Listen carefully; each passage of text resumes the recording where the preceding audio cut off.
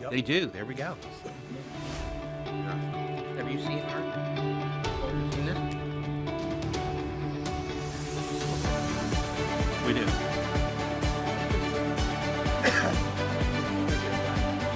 No.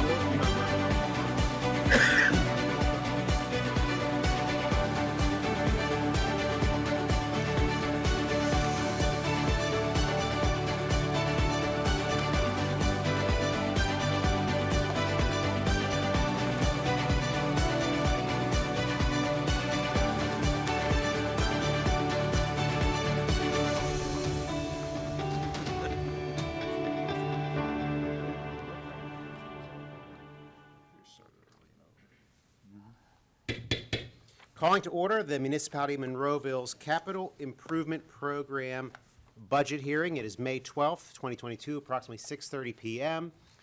We're going to start with public comment period. If there's anyone from the public that would like to comment on the Capital Improvement Program. Seeing none, we're going to close that part of the meeting. Certainly, it's our first meeting in this regard, so public comments will be coming down the road, but we still want to offer that opportunity for them. So this evening, we have 4 departments presenting: the Senior Citizen Center, the library, information technology, and the police department. Mr. Little, if you could give a little brief overview for the public on what we're talking about tonight. Sure. This is, as the mayor said, our 5-year capital improvement program, and this is a public hearing. We have to have at least one public hearing under our home rule charter. And if you're doing this under the municipality's planning code, you also have to have a public hearing also. It's basically self-explanatory, the title. It is going to be capital expenditures for the next 5 years. The department heads will give their presentations on what they see they need as capital, and I'll explain what a capital item is in a very succinct fashion that Josie Rock, our finance director, put together. And I'll read right from the Capital Improvement Program, the program overview. The 5-year Capital Improvement Program is developed by the municipality to plan for capital expenditures into the future. The primary use of the program is a planning document. In using 5-year period, we're better able to distribute the cost of capital improvements to ease the burden on taxpayers. All departments have submitted their capital items for the next 5 years. The manager and finance director met with each department head to discuss those items and determine a priority list that will best serve the needs of the entire municipality. The Governmental Accounting Standards Board Statement Number 34 defines a capital asset as follows: assets that are used in operations and have an initial useful life in excess of 1 year. The term considered tangible, for instance, land, building and improvements, vehicles, machinery and equipment and infrastructure, and intangible assets such as easements, software, and water rights. The GFOA, which is the Government Finance Officers Association, recommends a minimum capitalization threshold of $5,000, which is what we use in this capital improvement program. On page 2, for the benefit of council and also the public, and this document will be on our website beginning tomorrow, and anybody can get a copy. The expenditure considerations is basically what we're going to be talking about tonight, and then Ms. Rock and I will be talking about funding needs next Thursday, which is the second part of our presentations. We have 7 categories that are expenditure considerations: infrastructure, facility improvements, building security, equipment, vehicles, the fire department, and MS4, which is a municipal separate stormwater system or pollution control and flood protection. So anything we have in the capital improvement program, Josie and I split it up. You can do this in a lot of different ways, as into the 7 categories that I just mentioned. Also, the second part, which is in council's packet, is under the departments, and they all coincide. So if you see something, for instance, under infrastructure, bridges, guide rails, parks, roads, road construction, obviously most of that will be in public works. So they are intermixed. So when the departments come up here and they give their presentation, you can follow along with them, beginning, for instance, on page 14, and the departments begin there. For instance, the first one is administration. On page 15 is building and engineering. Page 16 is information technology. Page 17 is public safety, and that's page 18 too. And page 19 is public works. So, let's see here. I'm looking for the first one coming up here. Where's the Senior Citizen Center? There we go. On page 25 is the Senior Center, which will be our first, Tara Greasock will be giving her presentation initially. So that's how the capital improvement program is split up.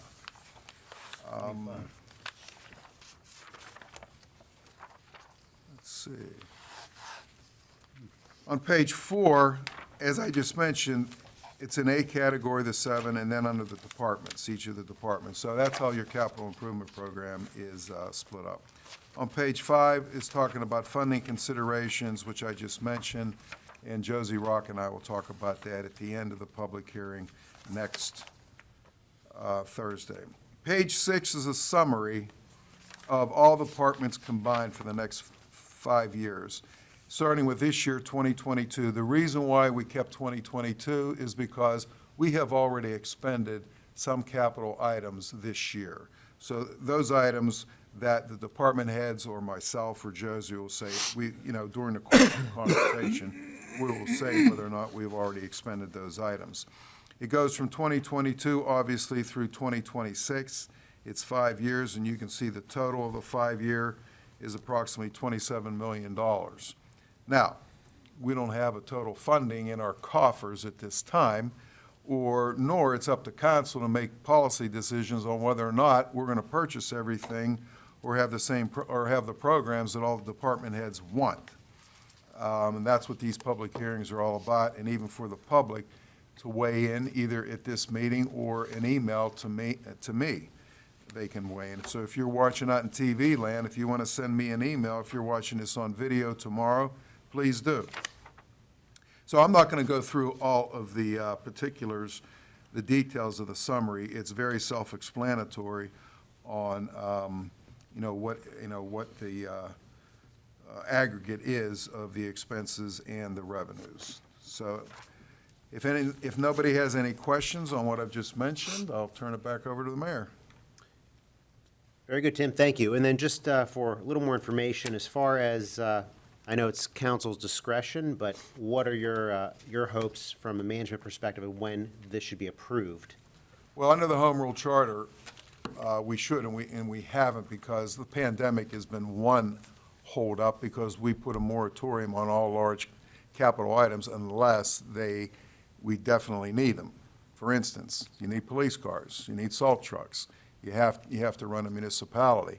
September 30th is when the capital improvement program should be approved under the Home Rule Charter. Just so we know, and Yeah. the public knows as far as how much time, and Yeah. then the council knows how much time we have to consider these items. So we'll move along to our department head presentations for questions and answers. So we'll start with the Senior Citizen Center, and Tara, please. Hi. I'll try to be quick. 15 minutes? I'll probably be quicker than that. Oh, Joe. 7. Okay, so obviously the senior center building is quite old. Opened in '79. So a lot of the things you'll see in my proposal are some things that have been there since probably the beginning of the opening of the building.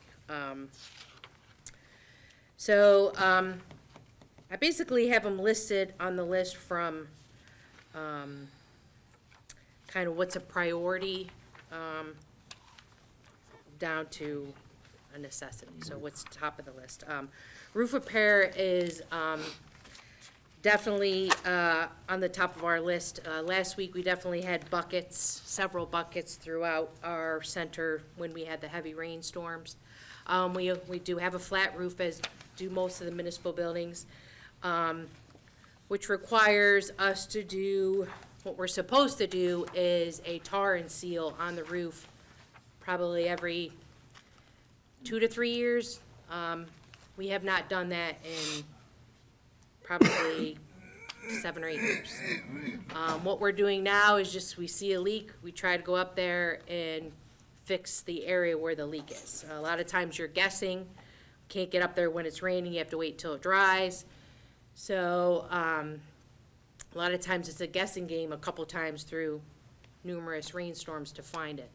Now we're just getting to the point where there's just too many leaks throughout the building.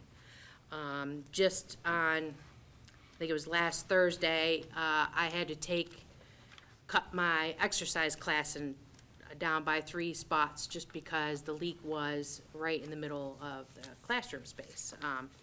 So that was definitely not a happy outcome that the seniors liked, especially when it was one of our most popular classes that fills usually on a daily basis. So they weren't very happy with me on that, although it was Mother Nature and I couldn't really control that. So what Mike Strom is suggesting, I worked with a lot of this stuff on here because it is building maintenance with Mike Strom from Public Works and John Float.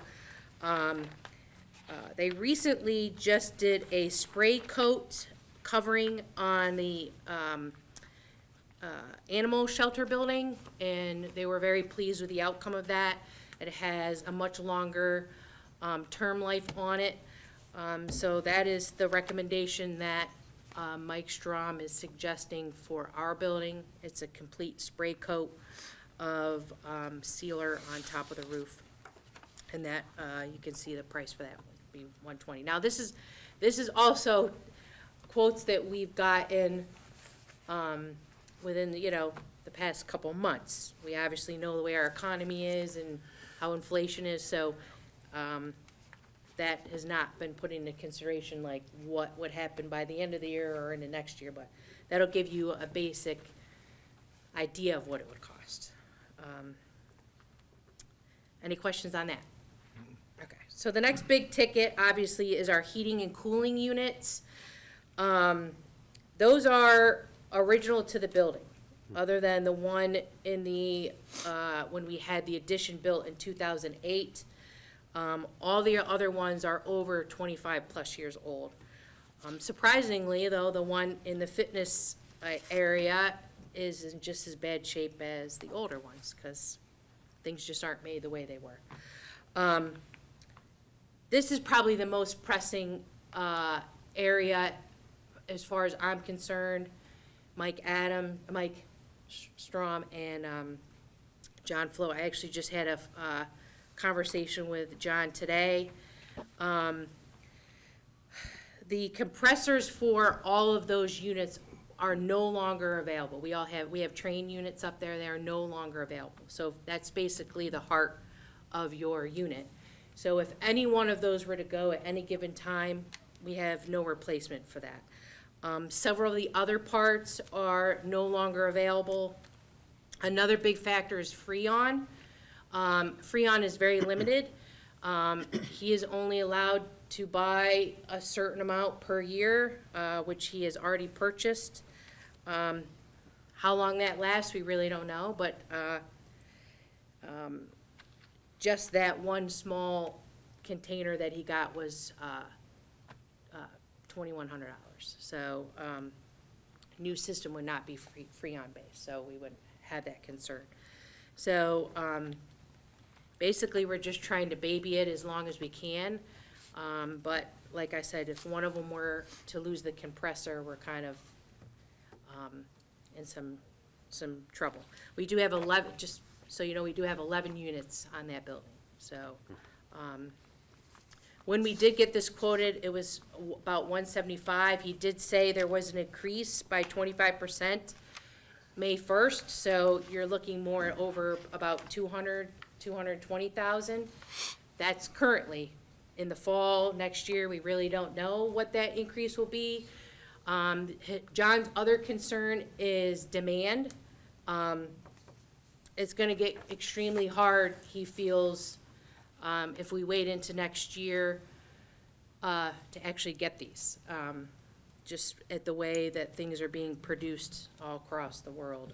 These are very much high demand, and there, from what he said, there was a shipment coming in November, but those are all spoken for. The next one, you know, we have no idea. So that's something really to consider when you're looking at the capital budget, our heating and cooling units. I do know there are several other municipal buildings, a library and stuff too, that are in the same situation that we are. Tara, do you have heating in 2024, an expert? I do. And then, I will. and the heating, the reseal and stuff in 23. I mean, you're making it sound like we should reverse that. That's where Tim put those dates on Okay, it. that's fine. I'm just saying, based on what you're saying, Yes. we you should could probably put- expect a sudden, Yes. We could flip-flop Now, those granted, around you there. might not even be able to get it till then, like, Understood. according from what John said. I don't, Right. you know, you might, Okay. you might order at the end of this year and it may not even come until. I guess in other words, what I'm adding to your comment Yes. is, paraphrasing, we shouldn't be surprised if those would be reversed. In other words, expect it to be in a Absolutely. problem. Okay, Absolutely. that's fine. That's just, Yep. didn't sound like a happy story. No. The next thing is the installation of a rubber athletic flooring in our fitness center. Currently, there's carpet on there. It's the original carpet that was in there prior to it being a fitness center. It was a lounge seating area. That fitness facility was an expansion that was done in 2008. At the time, it was half the size it is now. I, by all means, never thought it would grow into what it did today. It's by far the most popular amenity that we have at the senior center, the most used amenity we have at the senior center. And with COVID, I mean, carpet's obviously been a concern. We've been wanting to change this floor for a while. But with COVID, it definitely put a new aspect on basically everything we do at the center. But we are inspected by the Allegheny County Health Department, and we followed their guidelines all through COVID, as well as the, CDC and the Department of Aging. And one of the things that was highly recommended, there's a lot of disinfecting that we have to do on a daily basis, even currently still to this day. And with carpet, you really can't disinfect it properly on a daily basis. With a new athletic rubber flooring, that's something that can be mopped on a daily basis, totally disinfected. If there's ever an accident with blood or any kind of body fluids, we know 100% that we can clean it properly, whereas you really can't with carpet. So that's obviously one other reason why that I have it on the top of the list, because it was suggested by the health department and CDC guidelines for cleaning with not just COVID, but as a health concern. Tara, what's the size of that room? That's a good question. I don't know that off the top of my head. How can they give you an estimate if they don't know the size? Well, I do, actually, now that you say that, I do that in my quote. They came out and measured it all. Okay, So, we have, let's see, it obviously says it here. 4 foot by 42 foot, it's a roll, they come out. So that price includes them coming in, removing all, this is a 2 to 3 day process. So they'll come in, remove all the equipment into our bigger room, lay down the flooring. It has to sit for a certain amount of time, and then they'll bring all the equipment back in. So, that cost includes not just, the supply of the materials, but also the service of it. The quote that I got is through Advantage Sport and Fitness. That is a CoStar company. That is the company that we use to purchase all of our fitness equipment. So I've been using Advantage Sport and Fitness since 2008 when the fitness facility opened. So they've been helping me throughout the whole process of this. But I do have the quote for it if you'd like to take a look at it. Does it have the dimensions of the room? well, if they measured, I'm okay with that. You don't have to find that. If they measured it and gave you a price, then They did, yeah. that's what you got. Yeah, I don't have the diagram with the quote. That's okay. unfortunately, but I can get that to you. That's all right. The other thing on the list is the renovation of our office area. This is more of something that we've been wanting to do for a while for safety concerns. The way that the office area is currently one way in, one way out. So this would include adding an emergency exit door. It would also, right now we have a pretty large craft room that a lot of the space is unusable. So it would be expanding our office areas into that area so we could have more office space. We do have more workers than we did back in the 70s when this was built. So this is to give us a little more space so that we can have office space for our employees, as well as an exit out if there were anything to happen. Hope, dear God, hopefully nothing ever does happen, but that's what that's for.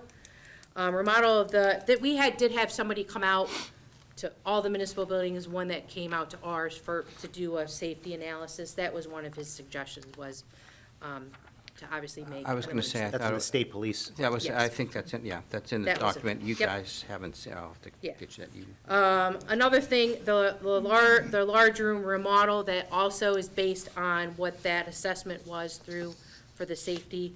That is one of the major things with that is to change we have division walls in that room. We have 2 division walls in that room that are original to the building, that are in dire need of being repaired. That's another thing we're babying. That would be replacing those, and it would also be adding new doors. Right now, our doors are wooden, and the safety Reinforced. analysis said they should be glass so you can see in and out, so people can see what's coming and going. It would also meet more fire codes for that, so that's what those are for. The next is replacing carpet throughout the building. That was last done in 2006, so obviously age is starting to show on that. The replacement of the kitchen and bathroom flooring, replacement of chairs and tables. Those are all just things that need to be replaced over time just because of use. And then last but not least, building security. This is to add cameras to the outside of our building. We do have quite a bit of activity outside of our building in the evening and weekend hours when we're not there. So we do have a gate up there that kind of slows it down a little bit, but people still do walk on our premises. So we would like to have cameras just to be able to better protect our building. We've had. Excuse me one second, I have a question for Tim Terra, I'm sorry to interrupt you. It's okay. On the bottom of all the spreadsheets here, where we talk about building security and additional stuff, isn't that under administration? Front No, of you, so that and I you was, spread out? and I was gonna mention that, but since you brought it up now, Eric. What we have done in the capital improvement program, because we have a lot of different, let's just talk hardware and software, which I'm talking about when I say hardware, cameras, like Tara just mentioned. And we'd like to have a turnkey system with all of these.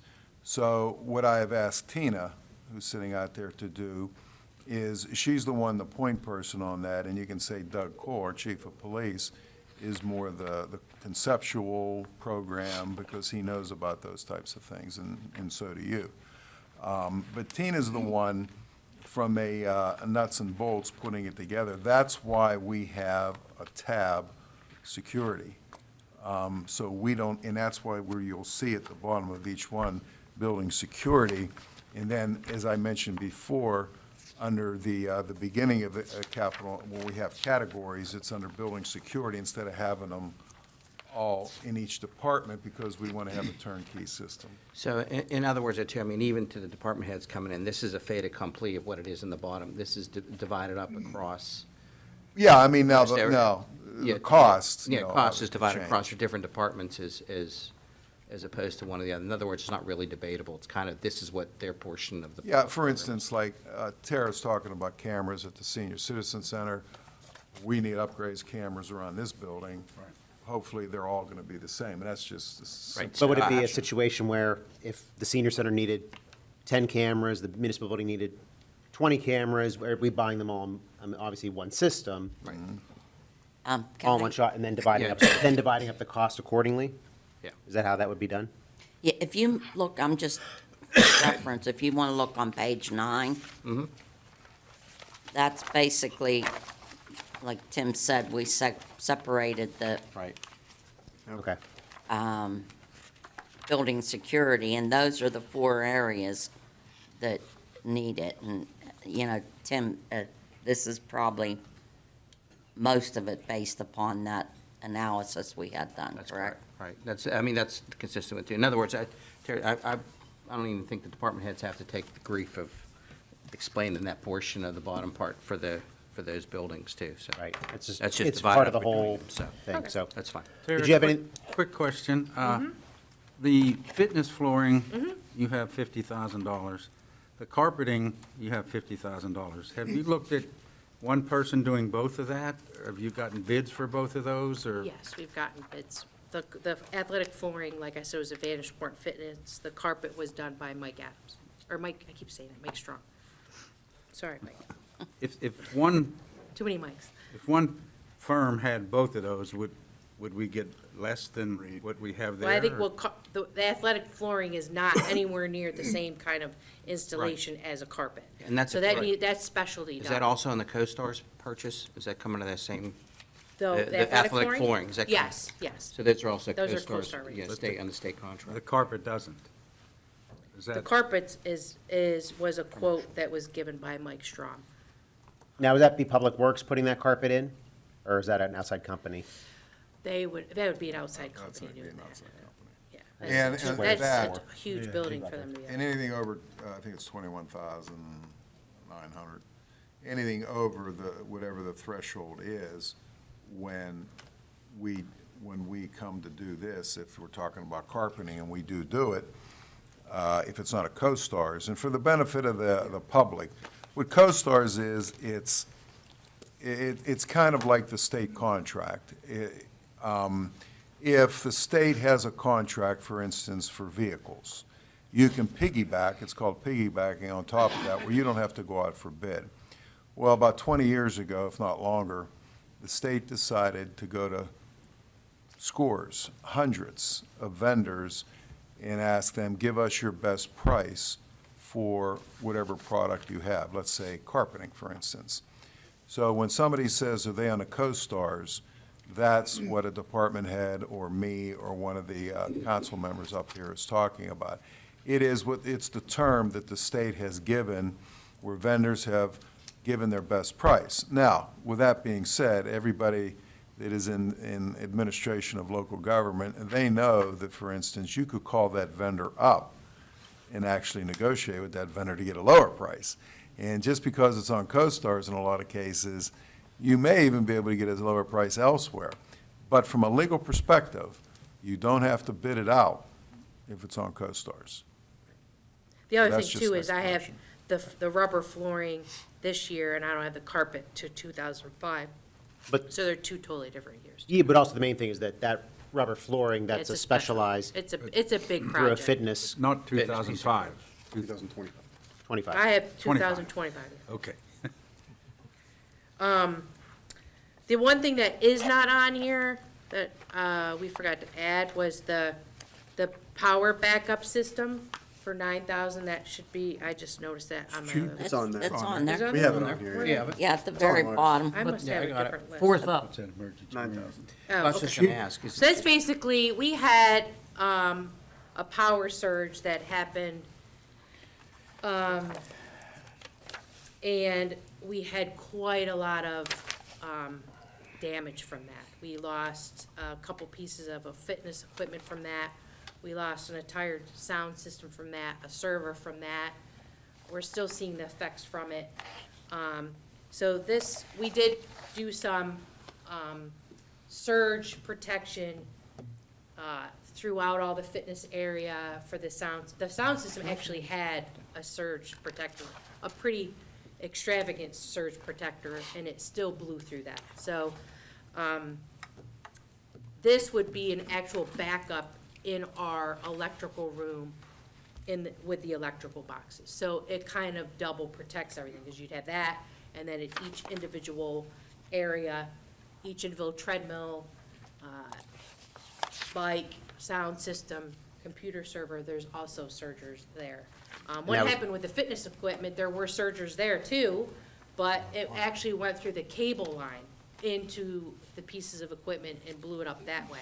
So now we actually have surge protectors that go through the cable boxes as well, so that this doesn't happen again. Because, I mean, you're talking about a treadmill, it's an $8,000 piece of equipment that can, luckily, it wasn't as bad as it could have been. It could have done all of our pieces of equipment in there. So this is just through Tina Mueller IT, she helped us have someone come out and give us a quote for that. So that's what that is. And that's just battery backup, that's not a generator.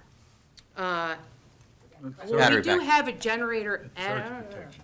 No, he's correct, but it's building-wide like we have here in this building. Yeah, UPS system, and we have a generator and stuff here too. That's why I was yeah, looking we have a through here. generator in our You can building buy too. her a generator too. We have a generator in our building. Well, She's trying to get you a new one, though. Oh. well, yeah, right, and the only reason I was looking through here, is there, I don't think there's any other facilities. I was looking at municipal, not to jump too far ahead of me, Tara, too, but for, there's no plans in here for a new generator for here in I our don't think, place. no, I don't think, Paul, I'm not sure, I'm not gonna. They're all old. This one is, My Senior point is, centers and again, I'm is- putting my emergency management hat on because it's a the senior community is Heating- is a heating shelter, and cooling. you know, to do for heating and cooling. So Yeah, that's how not- robust is the ops, Yeah, how many Tina? kilowatt, you know? And Huh? length How of many time, kilowatt, you too. don't That's, know how many kilowatt it is. that's a Tina. We Probably have it about 7. serviced every year. Right. We have a contract on it.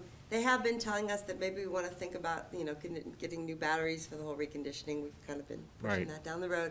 But we do try to keep an eye on it. I think the generators are rated for a lot longer, but that It is is. a lot older. We just ran the generator for 3 days for something too, so, the dispatch center. But, I mean, I'm talking about, for what we're talking about for the senior center is, right now, we're okay. If we have a UPS for it, that's a battery backup, the people, the lights are on, people can evacuate, we're fine.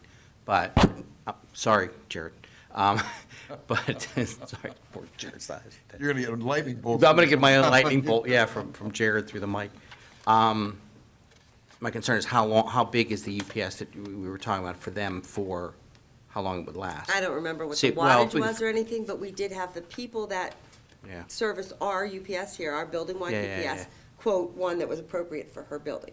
all right. And I do want to say that that damaged some of the computer equipment too, so. Yeah. Right, I was know. very Oh, happy no, to hear. no, I believe, I mean, it's good to have the surge protection, no question about that too. It's just, I'm wondering if it's long enough. Not that I'm trying to spend more money, but I'm thinking about, These guys do think we you should be need to make spending money. sure? I'll be honest, I didn't even think about the generator. I didn't. Yeah, well, So- that's what I'm saying is you're still on our, just because we were doing our plan again, the senior center is listed as a shelter. Yeah. Okay, to do that too, so if we need to look at that as well, that's a possibility. No, I have not, but like, All we right. do have. Let's get through, we do get have, through like, this an year inspection first. okay? process It's with service, that. it's We don't turned wanna on kill every them. now and Yeah, then. Joey Urban would do that, now John Float does. Kicks It it on. goes in there every other month and Tack it on the looks fifth year at or it. something. And they've too, never just said make it it's nice. something that needed replaced or had brought it to my attention, so. Most people don't because this, two different things. One standard for life safety is to minimally operate the facility, get people out, Right. blah, blah, blah, blah. We're talking about something more substantial. If we have to, we have the 2010 snow again, problems are in place, we're using it as a warming center, and we need it to run for a week. It's- Ours is gas, Oh, so yeah. as It's long not, as there's that's It's not what- doing that, no. well, part of it is, yeah, but what it does and what it fixes too. So we don't have them in here, so we'll just take that in consideration, not for this year. Sorry, didn't want to lose it. Thank No, you, no, it's in you're- there, it needs to be on there now, no question about that, from two. But we've got to look at the expansion of that and for the building here and for everything else too. That's why we have these meetings, Yeah. and that's how we go through Sorry, everything. Tara, I And didn't want to get you off track, but that's, No, that's fine. I'm pretty much done, so. Yeah. Yeah, nothing- Unless you have everyone nothing- has questions. you had nothing else to present, Tara? Council, Let any me ask any a questions? Yeah. question. I forgot the parking lot too, that was. Well, on that's there. what I was just gonna Sorry. bring up.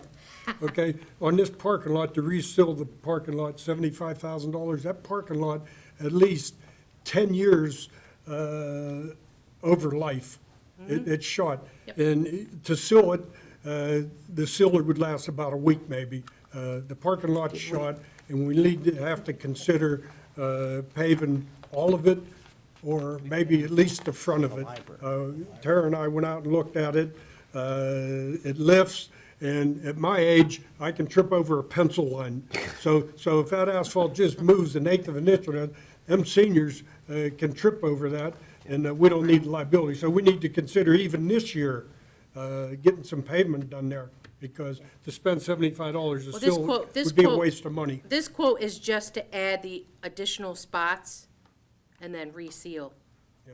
The Spots, part- not reseal. about So this, that's to add, it's about 30 extra spots. If you go into the parking lot, and straight ahead, there's a big grassy field there. That's just to add 30 spots there, because we do have a parking issue, a major parking issue, like we don't have enough. Inspection of that the whole parking lot is, like I say, at least 10 years over its Right. life. Now, I know like within us looking into this, it's not in this proposal, but there has been discussion, and I know like Eric was helping, about making the entrance, how you come into the building now, exactly the way there. So where those 30 spots are, there was the idea to go up and connect to the library lot on the right-hand side, so that you come down both ways the same way.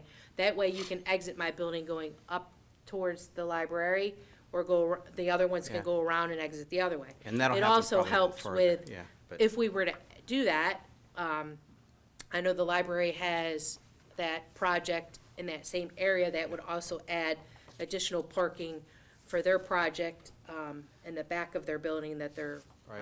looking into, but that was not, I just put the 30 The additional 30 spots, spots not in the there. front, tell me where they are again when you come in the driveway?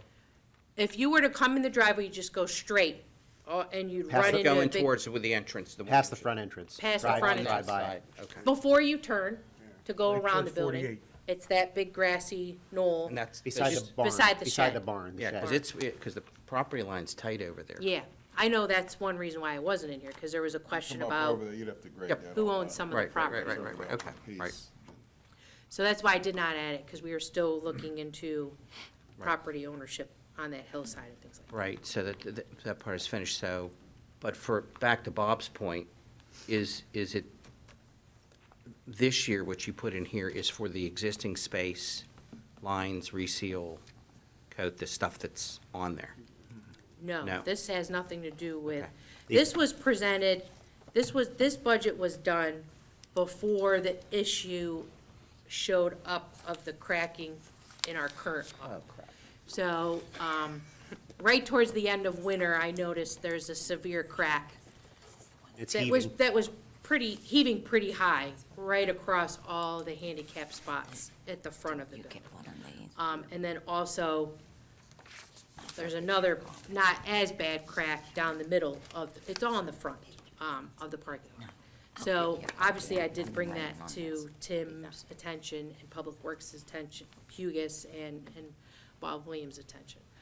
Obviously, the heaving has gone down because the weather's changed, but that will definitely go back up once the weather gets colder. The other concern of mine is, seniors walk differently than Sure. younger people. do. So a lot of them tend not to lift up their feet, and they shuffle, and any kind of heaving or crack of any type can cause an elder person to trip and fall, which we obviously know can be detrimental to someone of that age. So that's why I did bring it to their attention. But that is not part of the capital budget. My son asked me, Dad, why don't you pick up your feet? I says, because everything hurts. Okay. Yeah. So, that was something that was looked into for the paving schedule of this year. Where that stands, I'm not sure, so. Council, any other questions at this time? No, sir. For Tara? Question for Thank you. Tim. You have this listed here on this spreadsheet, 2022 budget. Is this, the money is there for this year to get these Yeah, projects done? like I said at the beginning, Mike, we have spent, nothing here in this column, we have spent some of the capital items.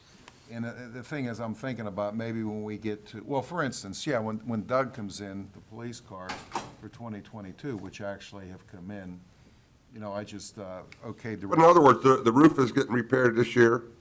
Well, no. The flooring in the No, fitness no, center? okay, no, good question. Let me clarify that. That's what I was thinking. No, just because it's in 2022, what we're trying to do is, the reason we kept it there, and Josie and I talked about this, is because we've already spent some of the capital items that we will run across here, for instance, the police cars. So we decided to keep everything there. Now, to your point, let's say we get to, let's say we're in August or whatever, and you're ready to pass the capital improvement program. We may shift everything up. We could do that, and I think that's what you're questioning, to shift it Or to just the way it was listed here. shift everything up a year. Budgeted for 2022, Yeah, I thought. and just take the things we've already spent money for, and they'll just lop off, and we'll move everything in, and everything will move out a year. So, to your point about roof repair, the way it stands right now, that's in 2022. Most likely that won't occur till next year, unless we have a real problem down there, which we Leaking out. may, where we gotta do it this year, where it's, critical, we have to do it. Okay, I was just questioning the way it was listed on your spreadsheet. Yeah, I mean, and It looks like it, when it has 2022 budget, that it's well, good that's to go for this year. That's because we've already spent some money on some, and as every department, and even you, Mike, I mean, this goes back 3 years easily, if not longer, and the pandemic is the biggest culprit for holding it up. But the one thing I did want to mention to council is, from a informational standpoint, from a aesthetic standpoint, the document you have in front of you is just generic. Now, the department heads, they do have narratives and explanations, further explanations on what they're talking about. And Tara, if you could, I probably have yours, so I can give it to council. So when the completed product is done, there will be more narrative on here explaining these things a little bit more, as most capital improvement programs, do. And so it'll be a little bit thicker than that, because we'll have more explanations of things. And the other thing, to your point also, Mike, and to Eric's point about the roof repair and the heating and cooling systems, every year, you pass this, and every year you pass it because you tweak it. Because what you're gonna have to do is, maybe you're gonna be moving certain projects up or further into the future, and moving certain ones up. Yeah, Like, even for though, instance, even though it's Right. approved, we can still transfer things and move things. It's still a Exactly. fluid It's like document. what PennDOT does with their 12-year program on roads. Who knew the Fern Hollow Bridge, of course, that's not PennDOT, but who knew the Fern Hollow Bridge was gonna collapse, 4 months ago? Nobody knew. So obviously, of course, they got money from the feds. They moved that up to now. And that's an egregious example, but, if council decides, if a department head comes here and says, hey, I got 16 buckets around and my roof's leaking, obviously we gotta do something, and we might have that budgeted for 2025, well, it's happening this year. So that's why you have just a tweaking every year. Understood. So let's move over to the library. Welcome, Nicole. Thank you. Hello, everyone. Thank you for taking the time. I believe I'm on page 21, if my page matches up with your page. No, 26. 26, okay, my page does not match your page. So 26. So I'm gonna start at the top. The building entrance, is a safety concern that has been around for years because of poor drainage. We were very fortunate that those drainage issues were fixed in the 2022 watershed grant that just finished, that gave us the new front. And so now that that water issue is finished, we need to repair and rebuild the entrance. We have failing floors, doors, walls, lighting. There are gaps between the floor and the wall, and between the wall and the ceiling. The second one on there is remodel and expand the vestibule.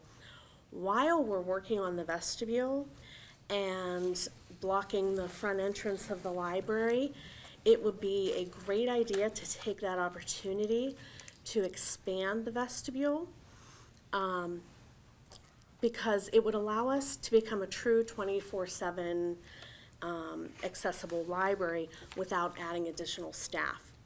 This project would allow, if the pandemic has taught us anything, it's that people need access now more than ever. And this would allow us to have a space to provide 24/7 material pickup, computer use and printing, tax form pickup, printing and copying, and other things that we can have available for community members who just got the kids to bed. It's 9:45, I need this tax form. They can drive up, run in, grab it, and go. Same thing with, second shift or third, whatever shift you're working. You can pick up your materials in lockers that would be in an expanded vestibule. So that's the second part of the entrance. Nicole, how would they, you mentioned computer use, how would you do that?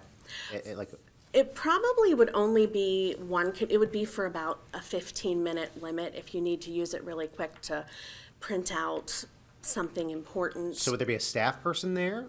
No, there would be, we have a possibility, we can limit the computer use so that it would be a 15-minute. It would be very similar to how we serviced during the pandemic, where we literally had just a computer in a room. Come on up, Alan. Sorry. Alan, sorry. Alan is here because he knows a lot about the building, and My official title is in charge of things that break. When we were open partially for the pandemic, we had a computer and printers available for people to use without actually having to come in and deal with the staff. So it would be a very similar situation where we would have a computer locked down.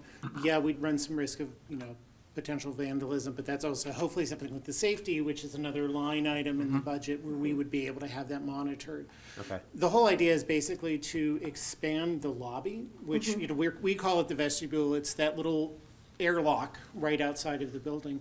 The idea is it's really tiny right now. We really just have room for a drop box. We're hoping to expand that and have the lockers, kind of like Home Depot has now, where you can go in 24/7 and get your materials. And then also we would offer computer use, very similar to how we did it during the pandemic, with probably a copier or something like that. We figured we could have something where, literally the pages just come out and they could just grab it that way. Okay. Excuse me, could you state your name, sir? I'm sorry, it's Alan Rader. I'm Assistant Director Thank you. at the library. Thank you. Sorry. thank you. No, you're welcome. Stay there, I'll Alan. hang. Yeah, it's gonna come up, stay. I'll hang. Anything I don't know that you do, feel Yeah, free. But it would allow us to provide more access 24/7 to people who have different situations. The HVAC replacement, which, like Tara, I would say is the most important thing on this list. This would replace 3 rooftop HVAC units and some of the internal components that are over 30 years old and have reached their end of life.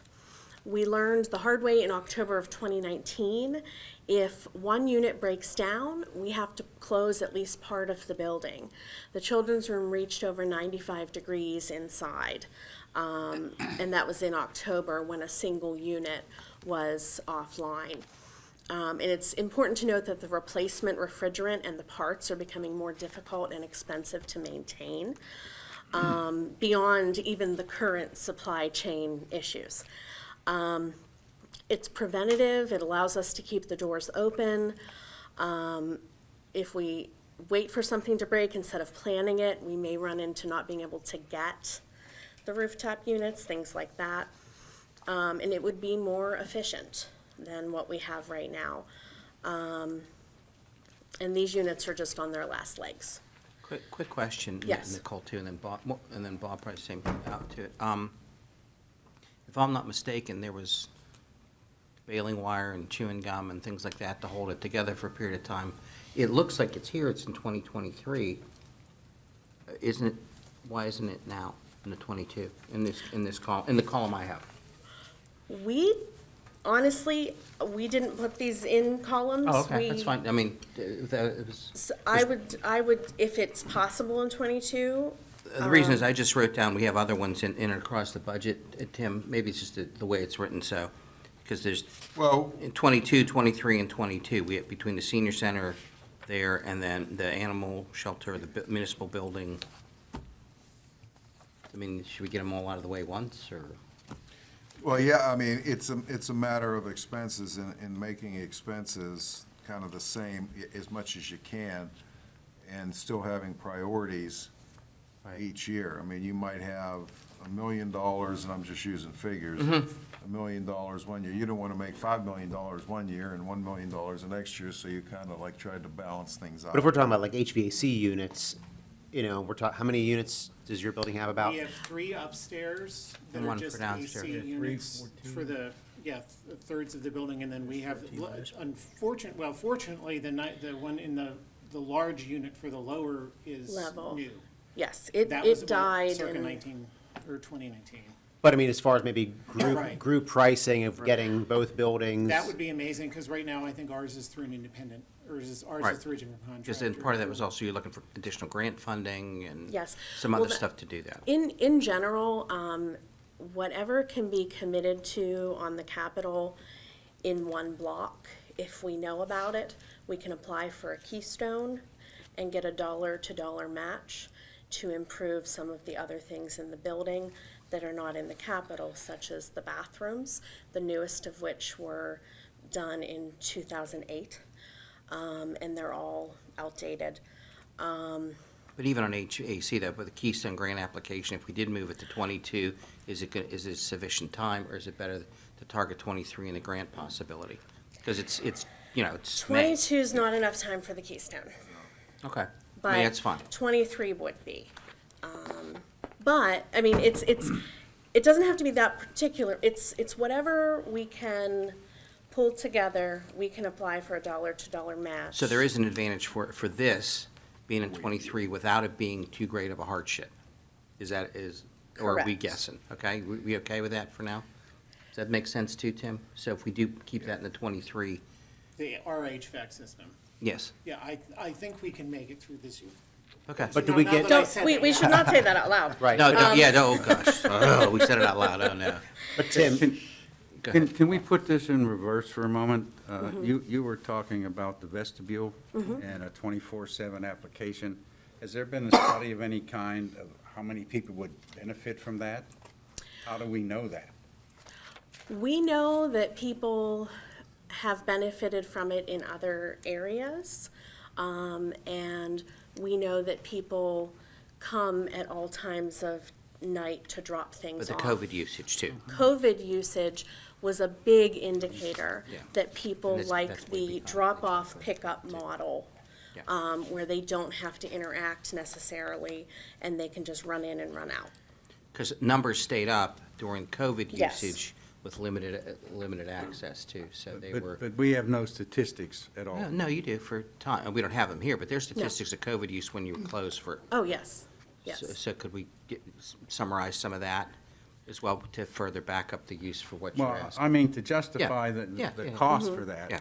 I'd like Yes. to know that we're going to have people come and use it. That's- Yes.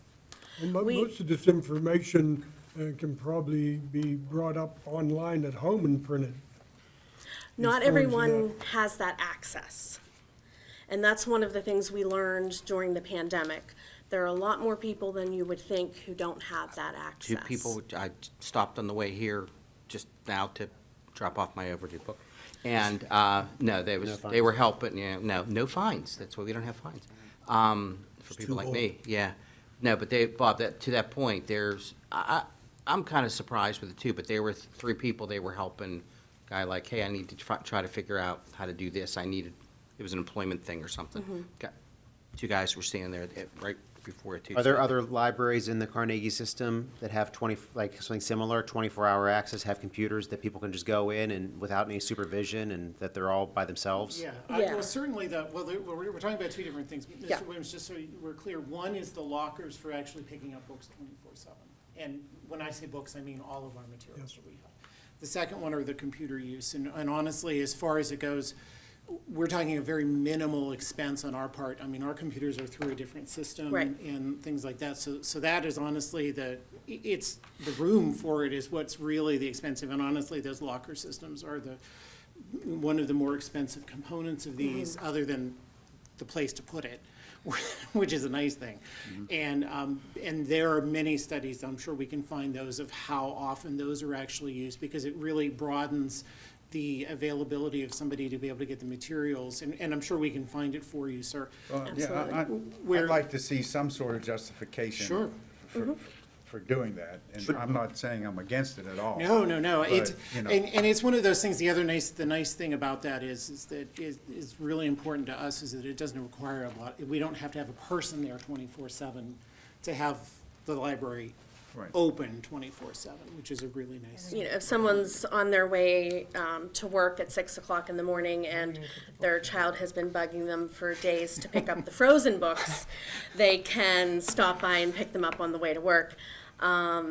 So it's just, there's a lot of benefit, and we can definitely find the stats for you. I'd appreciate that. Thank Both you. what we experienced during COVID and what other libraries have seen. Thank you. Absolutely. For purposes of this, though, you've put both the lockers and the printing accessibility together. Is that a package deal, or is that something you could break out for us as far as the numbers are concerned? This number does not include any computer, copier, anything like that. We have those. It would just be relocating a minimal amount. We're talking, like, during COVID, we had one standing computer that was just accessible for people. But, so this is just to rebuild, expand, and include the lockers.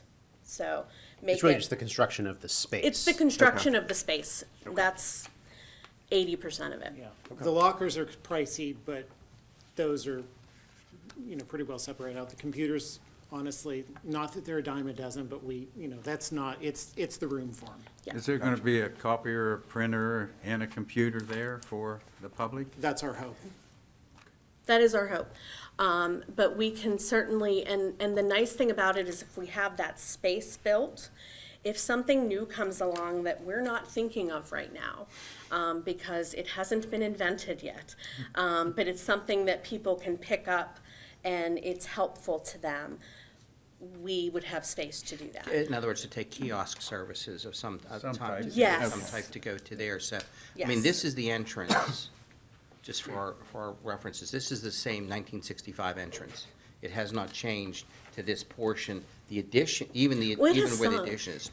It has sunk. Yeah, It's it's sunk, definitely yeah, changed. right, it's sunk. It's It changed. did move, I'm sorry, it did, It yeah, has it did been sink. remodeled, but But it has that's changed. stopping from, yeah. Well, if I could get back, and I Yeah. know we were talking about Yeah. this, but going back to the HVAC, because that concerns me. It's a big, For your building, for the senior center, my concern about the years, and I don't know if we can get this answer, but what's the lead time on something like this? Because we I mean, can. the Keystone Grant ad part of it? No, Lead just time if we say, if council says, we need to buy Oh, buy the HVAC units. units Oh, for the yeah. library tomorrow, 8 months. how long does it take to actually get them? So that's what my concern is if we say, we're doing it in '23, we order it in '23, do they come in '24? Right, Probably. right. I was saying, So I don't know if that's something we could explore a little bit.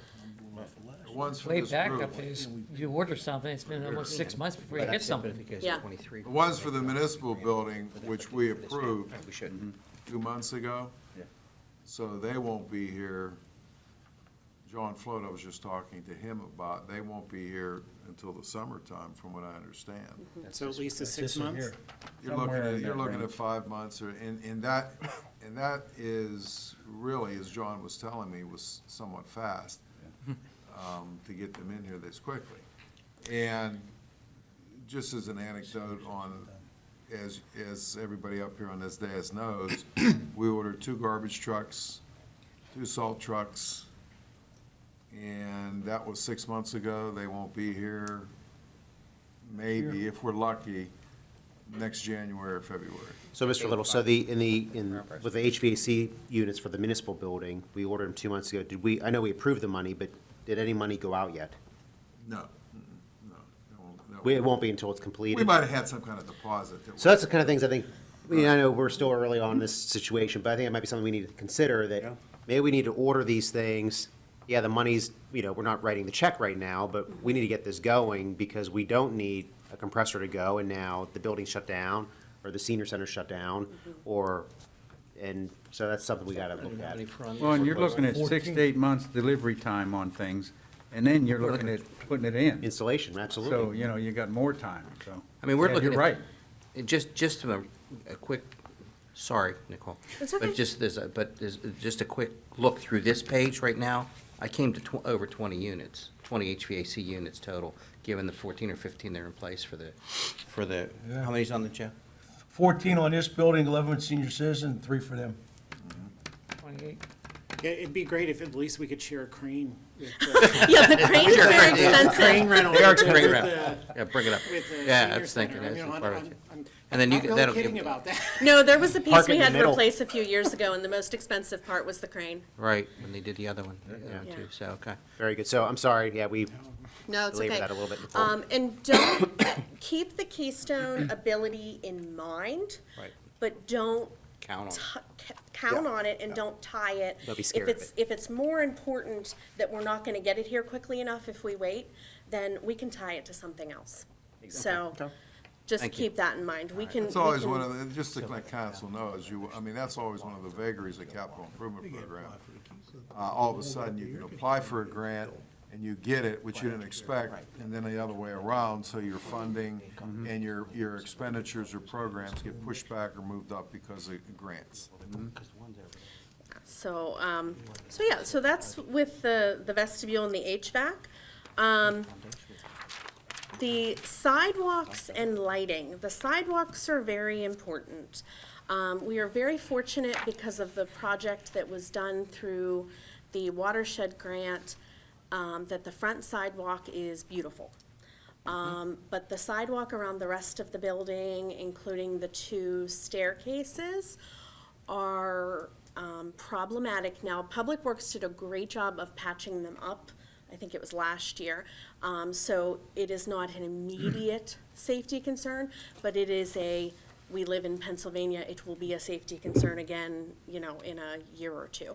And also the ramp outside of the children's room is not ADA compliant. Oh. It probably was at one point, but it is not at this point. So that's included in the sidewalks, is that ramp. The indoor lighting is, updating the lighting would accomplish 3 goals. Allowing us to save on energy costs, saving Public Works maintenance time because there would be fewer ballasts blowing, and bulbs needing constantly changed. And it would provide better lighting for public and staff. If you've ever been in the fiction section, the lights are directly over the shelves, so it lights the top of the shelf, which is not where the material is, instead of lighting the aisles. So those are the 3 advantages to doing that project. And this is a complete energy efficient system, LED style system that balances the use of the electricity and reduces that, right? Yes. This is not just lighting, this is not just swapping the bulbs and changing a few ballasts. No, it would update the energy efficiency and save on electric going forward. It would swap out the fluorescent panels, the fluorescent banks. Yeah. Yes. But the whole system The whole- gets balanced and. Right, oh, yeah. well, it's all internal, yeah. And they actually pointed the right things. That's the idea. Right, yeah, right, That's a bonus. It's a bonus. right. The outdoor lighting, though, is there a consideration, and I put this to our group, too, should we consider him outdoor lighting back under the building security pieces as we spend it, spread it out over all of the facilities? Because that was part of, not to get too deep into our assessment, because we have adequate lighting, but we were improving just as we had improved it here. Is any increase in outdoor lighting? Because it would go hand in hand with the systems we're talking about to install it. So should those, as from an accounting under building perspective, security. move them under building security? Well, we could do, I'd have to think, I can't remember. Do we have any other outdoor lighting, Josie, you can think of? No, I think so. can't think. I think this I is mean, we the can one. move it down under hers, under building security. As you can see, we have building security. Because we're up to obviously. date here. Yeah, We're reasonable here. We didn't, but I don't know that we made all the changes with there, but I know we didn't at the senior community wasn't done yet. Senior center wasn't done yet. The lighting recommendation, the report that we have. well, I mean, Tara didn't mention anything about that. Well, but mean- I didn't think of it now, but I know now that we say that, I believe all outdoor lighting was consideration, because it would also have to be in conjunction with the system for Tina's point two, as we move forward with the nuts and bolts of any systems that we want to integrate across the municipality. The outdoor lighting is a significant part of it. You got to be able to see what you're looking Yeah, at. the senior center had some upgraded lighting recently, because they had an But issue. they needed more, yeah, they did, right. But I thought we needed more there also. And that's what ours recently, we had, was it 2 lights, as part of that watershed project? Right in the front. Yeah, and that well, was we great, had- but yeah. we need more. And, And luckily, we were able to, out of our own, Oh, yeah, that's Yeah. right. we were did pay able, for that. the parking upper lot parking lot has is been done. relit with Yeah. LED LEDs, fixtures. right. Yeah, when you go from incandescent to LED, you save about 50% of the cost of energy. Yeah, but that's not how, we had that argument, Duquesne Light, they don't care. Yeah. They cash for one because they just bill us what we have. We don't say. We did, Eric, we added 1 light in the front with the new construction. And then luckily, Mike Strong was able to reuse our poles and everything else in our parking lot. And at the same time, when all the stuff was going on, he was able to put in LED fixtures Yeah, but there's on the top light, of our yeah, the lights existing above the poles. doors that take the 100-watt bulb in the bottom and the 100-watt Yeah. bulb in the top. Those Been are- there since the 60s, yeah, we kind of. Those are part of this. But no, but Yeah. more importantly, for our planning purposes, all of our exterior lighting would be consistent with the building improvements that we have in building security. So probably better that those go hand in hand, because Tina's gonna get that, and Doug, they're gonna get that dumped on them as we improve those systems too. You gotta be able to see, and we had some of that was assessed in the assessment that we had. And that can all be sifted through whenever we finalize the budget. Yeah, so I wouldn't, for that part. The other interior lighting's a different story. That's, Right. Yeah. Nicole, next item? That's. You're good? That's it. All right. Council, any other questions for the library? do you need a break, Sharon? Not yet. Not yet. We're still moving. Very good. Great job. Thank you so much for your both. All right, time. thanks. Thanks, guys. Thanks, Nicole. Council, moving over to our information technology, Tina. Hold up 1 second, Mitch, if you don't mind. I don't mind.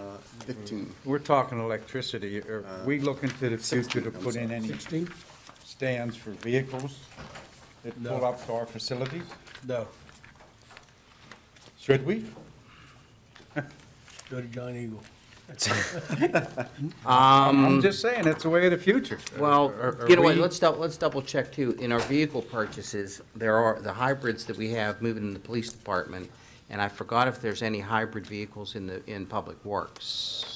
If there are, We would do they're it our- battery and they're internal. Right, if charging. But they're to not- Bob's they're point, not- that's, I mean, it's a creative idea, and Yeah, no, I mean, I think it's something to think about. Yeah. Definitely. I don't think we That have sounds to like do it great. immediately, but I think we need to think about it in the future.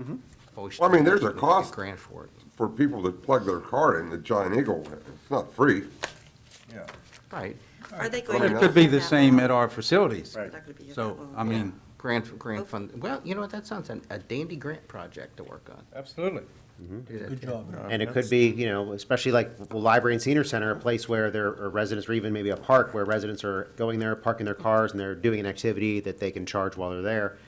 And depending on how things go in this country, it may be mandated. I mean, you may, They're trying. maybe your only option is to have electric, so we may have to look at those Well, the things. but building must have. Maybe it's after 5 years, though. Let's try to save some money. Why don't you have bikes at the park? You can exercise, they'll build up batteries, which There you they go. can use to power the. Oh, that'll Right. be perfect for the IT equipment. How do we keep it during the Oh, yeah, day? you can stand by. Mueller, Borrow it here, you put in your quarter, whatever, how they do it in the city. of Pittsburgh. yes, Mrs. You can Mueller's either up pay there. your taxes, or you can make us some energy. There you Make go. us Get an 'em on energy. treadmills. Very good. So, Tina, welcome. So, we want to What page? go through your budget? Would you like to 16. talk about IT first? Oh, yeah. Sure. Talk about IT first. And then we'll talk about building security. So, just so everybody's clear, we have been purchasing computers as part of the operating budget. we just buy, a department a year sort of thing, because the prices come down and, we always need them, so we didn't consider it capital anymore. And I think there was some financial classifications which made them not capital anymore either, so. So the only things that I'm asking for, to upgrade some printers, and some of those numbers are gonna have to get moved around a little. The printers can be the 1 year, 11,400, and then the servers, it kind of has to be 90,000 at once, and I know that sounds like a lot, but what we've done is started moving our servers to virtual. So then the best way to handle that is to have one big unit that's fail-proof and has failover things and everything in it, and then have that house many, many servers, like 10 servers. But it'll be an elaborate unit with like 3 main servers that sort of back each other up. So it's kind of expensive, but it covers a lot of things. And this is our redundancy over the cloud. I mean, we've had this discussion. I want them in a bunker. Yeah. To do that, And no, this doesn't involve the cloud. This is more like kind of a rated server, if you Right. can imagine. And we've talked about that in the past, guys, where, again, related to other security matters that we've discussed too. So that's the right thing to do, to be able to do that. And we're kind of doing a little bit of that, but it's on servers that are about 12 years old now. Correct, right, too. And this does or does not include what we added in the police department. It would not include Right, that. okay, so we just Because need to they separate kind of this. got a whole bunch of new equipment Oh, with boy, that. yeah, it's a mess, yeah, a lot more. We've kind of moved their IT into their budget. Right, so. that's fine. I was just saying. Other than like things that are the network for everybody or the phones for everybody. So in other words, this larger system will give us more redundancy and protection for our critical infrastructure, for our IT infrastructure. Yes. Okay, so we've been pressing this for about 2 years now, a little bit too, so yeah. It's a good idea. Very Expensive, good. but good idea. Okay. Next item. Okay, the building security, since I was put in charge of that. Put in charge of keeping everybody else's paperwork together. 14. Yes, well, page 9, actually, I'm not sure what 14 is, maybe that's a problem too. Actually, no, well, it might be reflected in some of those other pages, I'm not sure, but you can get a hone in on it on page 9 if you want. So what happened, and of course it's gonna have to be updated, is some security companies had been researched. We had picked one at the time to get a camera system for all the buildings and door security access for the municipal and the public works buildings. So we have something now. Our system over at Public Works is extremely old. We can no longer get parts for it. There's one group that can do any kind of repairs to it. The last time something broke, we had to buy a version on eBay. Just kind of, you talk about the Oh, chewing yeah, gum I and know, paper clips. yeah. That's our security system. I mean, it works, obviously, but we can't get any replacement parts, so we really have to do something for that. And then, as far as the cameras, for the door system and the cameras, because things have advanced since the last time we bought them, we want this turnkey system, the system for the whole municipality, all the municipal buildings, so that they can be watched from dispatch. So that, you could have cameras on the senior center that could be watched at all time, cameras on the library, cameras on the public works, cameras on this building. So that we can be very careful about our security and that we can have really good resolution when something does happen, we can hone right in on it. And it's kind of a big ticket item, but Did we also consider any integration with payroll in terms of card swipe personnel coming to work? so we have a staffing program that we use, and we did talk about possibly switching the public works one. There had been a hack to that software. I know Cronus, Right? I was aware, yeah. A lot of people were hacked, and at the time, we thought about possibly moving to this other time clock system. And as we were discussing it, and then they brought it all back up, so then we just kind of let it go, because it was an expense, but we can look into that too. I think we figured that we could replace it for Public Works in the municipality for, was it about 30,000, I think? I think it was that, yeah, Something like that. I think. Well, I mean, I'm finding a lot of that stuff is being integrated before, so as we discussed again to the not to be specific in our recommendations, but card access allowing, through the facility, throughout the facilities to control it, but also it accounts for whom is available in the building at the time and the place, and a number of different things that can do. And I don't know if it can also integrate with our payroll systems. It would depend on what system. I believe AccuFund has that capability, but might be. So here's a thought on this too. Again, since we're thinking systems. about 5-year, and there's nothing on here, I know on the security piece of it too, in 25 and 26, okay?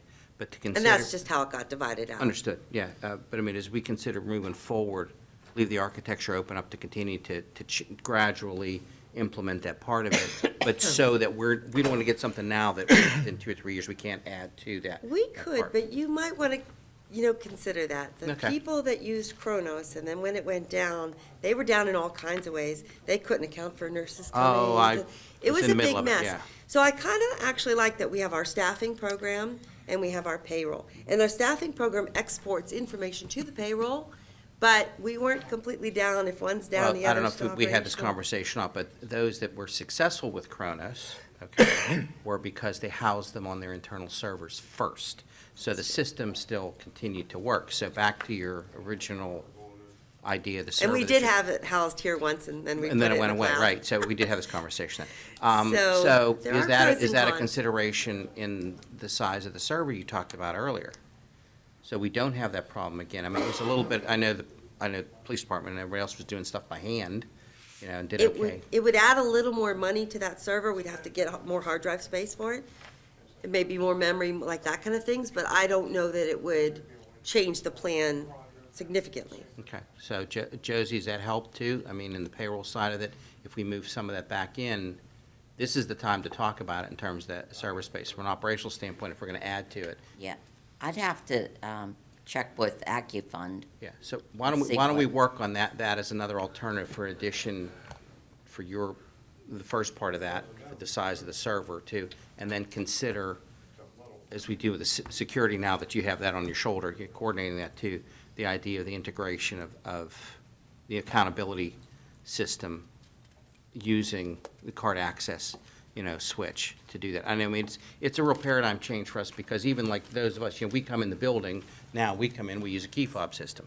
Okay, if we find out if we've used it, we have to go look it up, who came, when, where, and what, and it works fine. Nobody goes to work without the keys, you can't get here without your keys, you have it, understand? And It's we a- do double check when people punch in and Sure. when they say they were. Sure, but I mean, and it's a pain in the behind to have a card access system if you forget your card at home. Right, the fob, I think, is better because it goes on your keychain. and- Correct, and I mean, I've been in a situation where I worked in an office space at one time that if I forgot it, I couldn't go to the bathroom. I'd have to go outside of the building and come back. You tend not to problem. forget not to forget your ID. But back to our points before, what you were saying before in terms of access, in terms of the building, the way we've discussed it in the security plans, to be able to change levels of access in and around, the facility based on the card capability. And some of those time clocks could use a fob instead of a card Correct, if you right, wanted. too, but they also, the technology's moving to the RF tag that's in that piece. I mean, frankly, people put it in your wallet. As long as you have your wallet with you, you get to come to work. It picks it up, you just walk past it. So the technology's moved up to that. I mean, I used to be able to I could tell who was going to work in the hospital in Milan. Yeah. Nearly. The system we were looking at, just so the public works guys they wouldn't have had to go into the building. They could have checked in from, where Correct. they needed to go work, like Right. if they were plowing or something like that. Correct, right, too. So there is that part to do that, because So the we could add that technology is in. greatly enhanced on that. But we've discussed it as accountability and access integrated into the security systems, to do it too. So I would suggest even on the server to come back to us with that idea, a little bit larger, so we don't have that headache of the Cronus issue before. Sounds like we're going backwards again, but that we had it, and I just know that's how people survived the Cronus hack, was they had it themselves. Of course, then if they got hacked, then. But those were, that would have been like, can't win. that was cracking a high level, that was difficult. to do that. But, so we can protect ourselves with it and continue to move up. I mean, that was our borough news topic this month, right, guys? The cybersecurity information for protecting the municipality too, so it should be a So piece. definitely something to consider during capital, Yeah, absolutely. right. So Next I'll item? move it Yeah, up. the only other thing I wanted to mention is, I think it said 2022 budget for the senior center. That part there, under building security, that was the battery backup. Because I think we Okay. just, you know, Okay. that's where we stuck it, because, Got it. Right. yeah, that's all. All right, any other questions for Tina at this point? Thank you, Tina. Great job, Tina. She was the And last maybe- one. Yeah, I was gonna say, this one's gonna take a long. All right, moving over to the police You department. need a break? Start the Yeah. clock on Chief this Cole. one. Maybe, Chief Cole. Mayor, could we have a 5-minute break, just? We can take a 10-minute break. Yeah. No, we're taking 5-minute, we're taking 5-minute recess just for the stenographer and take a little break here. We know the chief. We'll be is back, big. Dana, we'll be back in 5 minutes. Now, yeah, but we're breaking, Ron. We're gonna take a break because we know it's a big deal. So, okay, thank you. Yeah, come back tomorrow. We're taking a recess. We're serious. Yeah, well, And I'm serious. We gotta protect. 5 minutes. he still has it on air.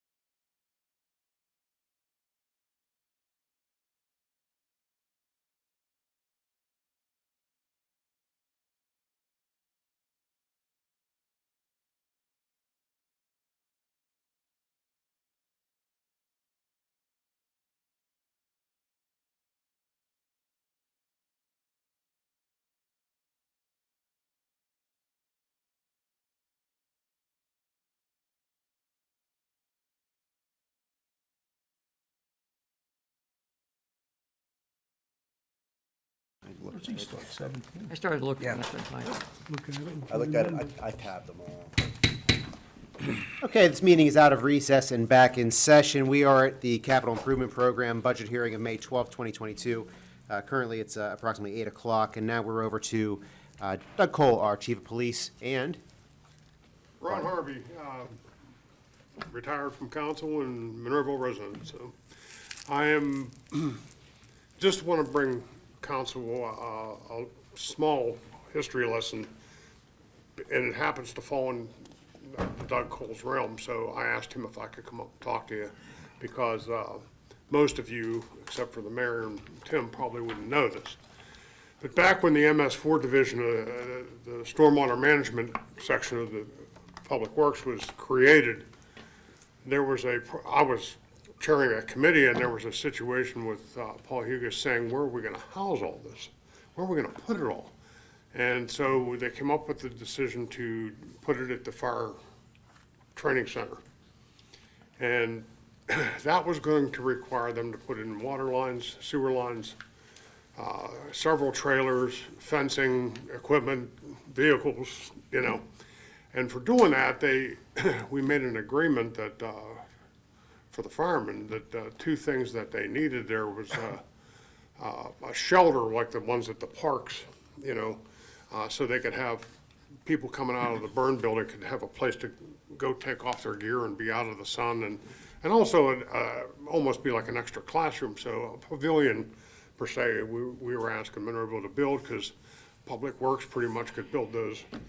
And then the other thing we were asking for was a bathroom building, because if you ever been up there, there's no place to go to the bathroom except the main training building, which is quite the hike from the burn building. And that became an agreement to do that. So MS4 settled in there and then eventually moved out. And one of the things that Mr. Hugus said is that the sewer line and water line that was hooked up to the trailers for them is still there, so that's where we put the bathroom and bathroom building, and we were asking for a single shower room for the guys and firefighters that come out of the training center. If they had to shower off or something like that, there would be a shower there. Just one, a unit shower. So, in the meantime, elections happened and people stepped down and new council got put in, but I can tell you that the pavilion is done and it's beautiful. It's better than expected. It's there. However, I was going to come and ask you to appropriate the money for the bathrooms and the shower, and me and Chief Cole got to talking, leading you into why I'm here with him. And he had a project he's going to present to you and said I could incorporate that with my project and probably save money. So we have no problem with that. The fire departments and me, as far as having that idea, have no problem with incorporating that with Chief Cole's proposed project. So I wanted to come in and tell you not only where it came from, but that we're okay with that. You know, I talked to the chiefs and they're totally good with it. So. Great. Well, keep in mind, before you fill that training center up, Public Works is gonna put something over there. It's not gonna be just for fire and police. Yeah, Mike, we're aware of that, and there's spaces out for you to store the salt in that. This project that I'm talking about, instead of just doing a bathroom, we're gonna put a bathroom garage combination there, so there'll be garages there also. And that's one of the other things that at the top of the is, you know, Councilman, former Fire Chief Ron Harvey said, he's absolutely correct. That location has to be there because that's the only place where we have water, sewage, and electricity that's being run there. We've also in the process, very early on, and I don't want to discuss it really, what we think is going to happen here, but we have a project that we think is going to provide us with a funding source on top of that on a monthly, as you're well aware of. So we're still playing through with all, but all that space, including the space that they want to do with the salt dome and everything, has all been allocated that will not affect what we're looking at here now. You know, when the MS4 left, when they pulled their trailers, they only rented the trailers, they had to run on that, but they put fencing up. That fencing is still being used. It's actually an impound lot for us right now, where we impound vehicles up there and we lock them up. That fencing will still be part of our next project that our fund, you know, is going to hopefully be a revenue generating project for us, but we'll be fencing for that too. But when you're looking at this building, you just put a standalone bathroom there, when we have space that we can move out and at one time put a building with 3 or 4 garages, we're gonna be able to, A, a better training thing for, firemen indoor, bad weather, they could be in the garages doing stuff, doffing all that carcinogen, cancer-causing gear when they're out there doing live fire burns, taking a shower, coming back. It's just a better flow and a better training atmosphere / safety / I think utility of that property. So we do get that with the Public Works and we Well, certainly Mr. wanna be Adams, executive. I would say this, this discussion was happening, and I'm not trying to beat you up here, I'm just trying to say that many times we said that Public Training Center was not going to be for Public Works and every other thing that the municipality wanted to do. They were gonna add land to it, and I think we Well, were we've been gonna doing check that. and see if the landfill was gonna donate Donate that, that yeah. property. But I'm just saying, you need to be careful, because once it happened, once it's done, it's gonna, But we had Well, we have talked to- about Well, this, the initial plans, there was a Public Works building over there. From the initial plan of There's a that. salt well, there was a dome, yes. garage That spot was and a broken, salt the dome, I ground was think. broke. Yeah, the garage When it first opened. position was what we Yes. were talking about. We had a place for the garage, for something to be stored over there, one of the garages for Public Works. I don't remember his, the actual building, Mike. yeah, I don't remember that. And I was Well, pretty, I I'm was sure on the it, plans are here somewhere. because I was on the, when we actually got that property from the school district that Yeah, long ago. So was I. But I mean, there's no, I mean, even with Whatever, MS4, I- well, but Ron, even with MS4 was there. MS4 was there for a small amount of time, but it was a proper use of that property wasn't Well, being used. Just to get back on the MS4, I thought maybe it would be a good idea, I discussed it with Tim and a couple other council members, of putting a pole building over there, storage building. They have millions of dollars worth of equipment, and right now, we don't have the Public Works facility to house this equipment. And a storage building will never go bad or unused Well, when they Mike, finally do that's get a what- building. That's what we're talking about. You and I are talking about the same thing. I Now, agree with whether, you. I mean, because obviously, you're obviously looking at what to do with the Public Works building. So this is all, this is all part of that. This is, Well, why, I'm talking it's, more you know, than 2 bays. oh, you know. well, we were talking 4 big bays, okay, not maybe the size of, maybe you're thinking, but we weren't talking about, at least 14-foot garage doors and having a pool building, exactly correct, Oh, man, and having the that's depth to better. be able to stack units in there and have the space.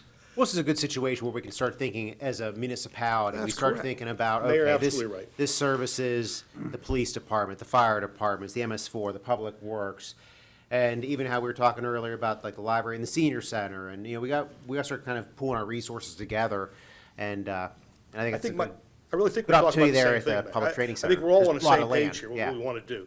Well, I agree with initially, that. MS4 was gonna build a separate building behind Public Works, That was one of the ideas, yes. and then, Initial option. So there's lots of options, and we're all Either way, here I wanted to to talk fill you about in that on- and figure it out. Okay. Ron gave us good history on that, I appreciate it. Thanks for the history lesson, Thanks. Mr. Harvey. Yeah, thanks.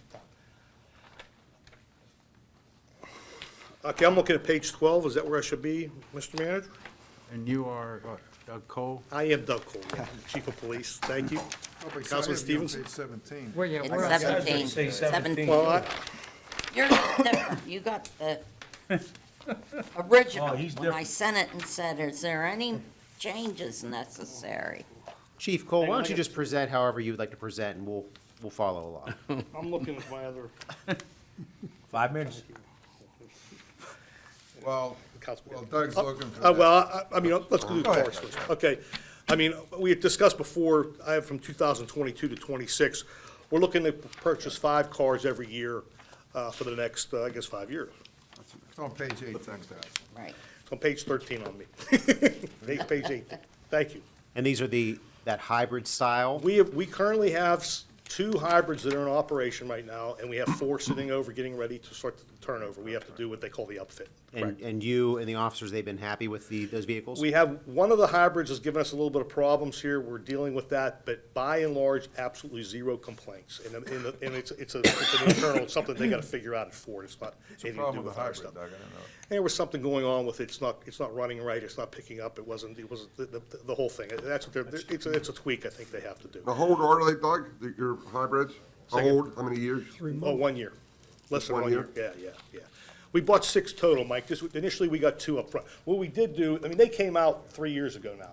So we're not Chicago, NYPD, LAPD, all the big cities have been using and running the doors off. The City of What model, Pittsburgh, about Doug? 50 of them. What model? They're Fords, they're Ford Explorers. They look the exact same as the cars, as the other ones, and they got a hybrid motor in it. They start off electric, the gas kicks in, obviously. The big important thing about the hybrids and why the manager and I really think that we like them, their get up and go is instantaneous. They have quick torque. But in high-end speeds, the same as the gasoline motors. But what it does is, when it comes to a stop, it turns off. So when you pull up at a crash scene, all the red lights going on, the computer's going, the air conditioner's going, the in-car video camera's going, all that stuff continues to run and can run for hours. And even when it comes back in here and sits in here and the guys are doing reports on the computers in the station, that continues to run to upload all of the in-car camera video, because that's done by Wi-Fi. So we've added more technology to the cars, and now we also know that, according to Ford, who did studies years before this, for past almost a decade, where they uploaded vehicles, they believe that police cars sit at idle 60% of the time. And our guys used to get yelled at all the time, specifically by the manager, okay? Think about that they were letting the cars idle out here. And, of course, our official stand on that is because we got to keep the computers up, we got to keep the in-car camera up. But of course, some of it's because we want to keep the comfort of the car up too, so the air conditioner or the heat. So the reality is this really does solve that problem. So I'm a staunch believer in them. I think obviously you're going to be looking at electric cars in the future totally. It's just the way it's going. I don't need to tell you. They're talking about fire trucks now to be electric, Whether it's going to be, it's going to be, Big battery. Yeah, big batteries, absolutely. So the Explorers, and with this latest two that we got, we have no non-Explorer platform vehicles in the police department, other than the detective division has, obviously, undercover cars and different types of cars. Everything's an Explorer, so we're also trying to standardize, obviously, fuel filters, all the stuff that has to go with it, and we certainly did throw a little bit more work on the public works maintenance garage. They had to train those guys up to deal with hybrids. They're all-wheel drive, too. They are all-wheel drive. No more chains on the vehicles. I'm old enough to remember the Crown Vics and the chains, and all that. And the Ford's got 70% of the market now. It really has, until something else comes up that has the vast majority of the markets. And I think in the long run, it's probably the best vehicle. It is the best police vehicle, I believe. I mean, you could buy Dodges, you can get into Chevys, but they're all going on some type of an SUV platform. You've seen very little, like some of the pursuit vehicles now, like they got a fully electric Ford Mustang the police are going to try for some, state troopers, but that stuff too small for us, not what we need. We carry too much stuff. So. When I go by the police station, always a lot of police cars sitting there. Can you explain why? Well, yes and no. I mean, hopefully the guys aren't just sitting in the station. They're in doing reports and getting caught up, so you're seeing that. When you see them close to the station, that's the on-duty group. The stuff on the outside of the ring is the cars that we rotate through. What we try to do, Bob, is we have a partial take-home program. Our supervisors, which now is 9 of them, have take-home marked cars. They take them home. We live in Monroeville. We have a residency. We take them home. There's merit to that because they're in the neighborhoods. They drive through, visibility. Absolutely. We can't measure what we prevent by being visible. I tell my officers all the time, I don't care if you're just driving up and down the road, but at least you're out driving her up down the road. We want to have that happen. So that's part of it. The second part is we take, instead of running a car, which like the city of Pittsburgh, for instance, or even the PSP, they pick a zone, and that car runs in that zone all the time. So it's being used 24/7, 7 days a week, all the time until they blow it up or somebody wrecks it. So the reality is, and I blow it up, I say, but maintenance problems become an issue. We assign 3 people to a car. So we currently now have, I'll give you rough figures, I'm probably a little bit high, 35 people in patrol. Besides the 9 supervisors, the rest of the officers, so take 9 out of, my rough particular, 26-ish, those guys share cars, 3 to a car. So a police car actually gets used, we do it by bidding shifts. They bid first, second, third, Monday, Tuesday. Is it always the same car? They use the same car. So we they're track responsible? damage, responsibility, and everything in that car by those officers, and they self-police themselves. We've been doing that for the past 25 years, and it's made a big difference. When I first came in, they had a patrol zone, had car so-and-so assigned to it with a portable radio. That's the same reason why we issue portable radios. The capital expenditure of that to every officer is high. Those portable radios would get broken and be destroyed in 5 years. We keep portable radios for 20 years because the guys take care of them. We just replace the batteries. It's accountability. So the 3 guys to a car means that our police cars are, in theory, unless they're working an overtime shift or something, they're only being used 5 days a week instead of 7, which gives us more longevity. And it hopefully gets us to the car mileage of close to 100,000 miles. We used to try to replace them at 75,000 miles. That's no longer. We're replacing them. They're all close or over 100,000 miles. We even think On about those, replacing on them. those hybrids, I know on the dashboard, you look at them, tells you miles per gallon. You ever keep any track of miles per Well, gallon on the new ones? The answer is no, we have not yet, because of course we only have 2 that are on the road. We're going to have 6 here within the next month and a half, 2 months. And that may be even a little bit slower based on, again, we're talking about the COVID and parts that need to come in to do, because what's happening now is these new ones, they changed enough of the inside of them that we call them cages, where the back seat, we take them out. We have secure people that secure that they can't get to the front seat. We can transport prisoners in the back seat. We put boxes, so that, not to mention the red lights. So that stuff, consoles in them, that has to, the only things that we're transferring over are the radios, the in-car cameras, and the computer. Everything else is being bought new because it won't fit, because the car's changed enough inside. We have to buy new stuff. So that's why upfitting is taking us a little bit longer, because getting parts, same problem everybody else is having. So when we do, we'll take a look at it. It'll be interesting to see how much fuel, but tracking our fuel is difficult based on the old system that we have, that we don't really know. We know who's putting fuel in, how many gallons, but it's hard to track, are we using less fuel? I really believe we are, dramatically. Do you know how many miles them police cars are put on per day? Well, I think I sent a. It's in your report. It's a package. Is it in there somewhere? We do roughly 36,000 miles a month. A month, wow. Yeah, it's in your packet. I think it works out a little over 1,000 miles a day. 1,000 miles a day, all the cars combined, 1,000 miles a day. Adds up. Well, cool. Next So item, cars, Chief. good, well, then going down from the top, the new pavilion near the fire tower, that has been completed. As, Yeah, this is like what I told you, this is just the first example right here about the new pavilion, it's 25,020, that's done, and also down below the range turning target system, 5,000, that's done. So, I'm sorry, Doug, I just wanted to No problem. point out to them, And now the funding of that, Mr. Little. capital, kind of our fund balance, we set up a pay-as-you-go capital. Got it. Doug will come to me, for instance, we bought laptops for and Doug might go into laptops for the fire companies, because we had to, from a security perspective, we had to stay on the same page, figuratively speaking, so we open up a capital line item, which is funded by well, that was paid by ARPA money, part of that, 800,000 of that, and the OPEB money, so that was paid with ARPA money, that wasn't in the fund balance. well, obviously, as we go down through this, to convert the parking lights to LED, that's occurring now. We want to keep 8,000 in there, but we've been changing them slowly but surely. The new restroom in the fire tower near the garage, 25,000. We'll talk about when we get down to the rifle range, platform, bathrooms, garage, where we have 200,000 left. I do want to increase that a little bit. I'll explain in a second. And then rehab the range tower structure, that 20,000 can be taken out. That's being done now as we speak. Public Works is doing that, can go. The 25,000 can go. Well, not go, just give it to me in another line item. Greedy. We'll ask you about that. Oh, Here you go. You said a bad word there. kerosene, flame. The FBI, getting down to the rehab range turning target system, 5,000. The FBI has given us $200,000 to redo that system. I believe, based on what I know of what we've done here so far, we've actually, with the help of Public Works, obviously, and they've done a great job. We've, cleared the whole place up. We poured a cement pad that needed to be poured. We've built the new tower. It's being fitted as we go. And when the turning target system comes in, they were supposed to be here at the end of May. That's not going to happen because COVID got us again.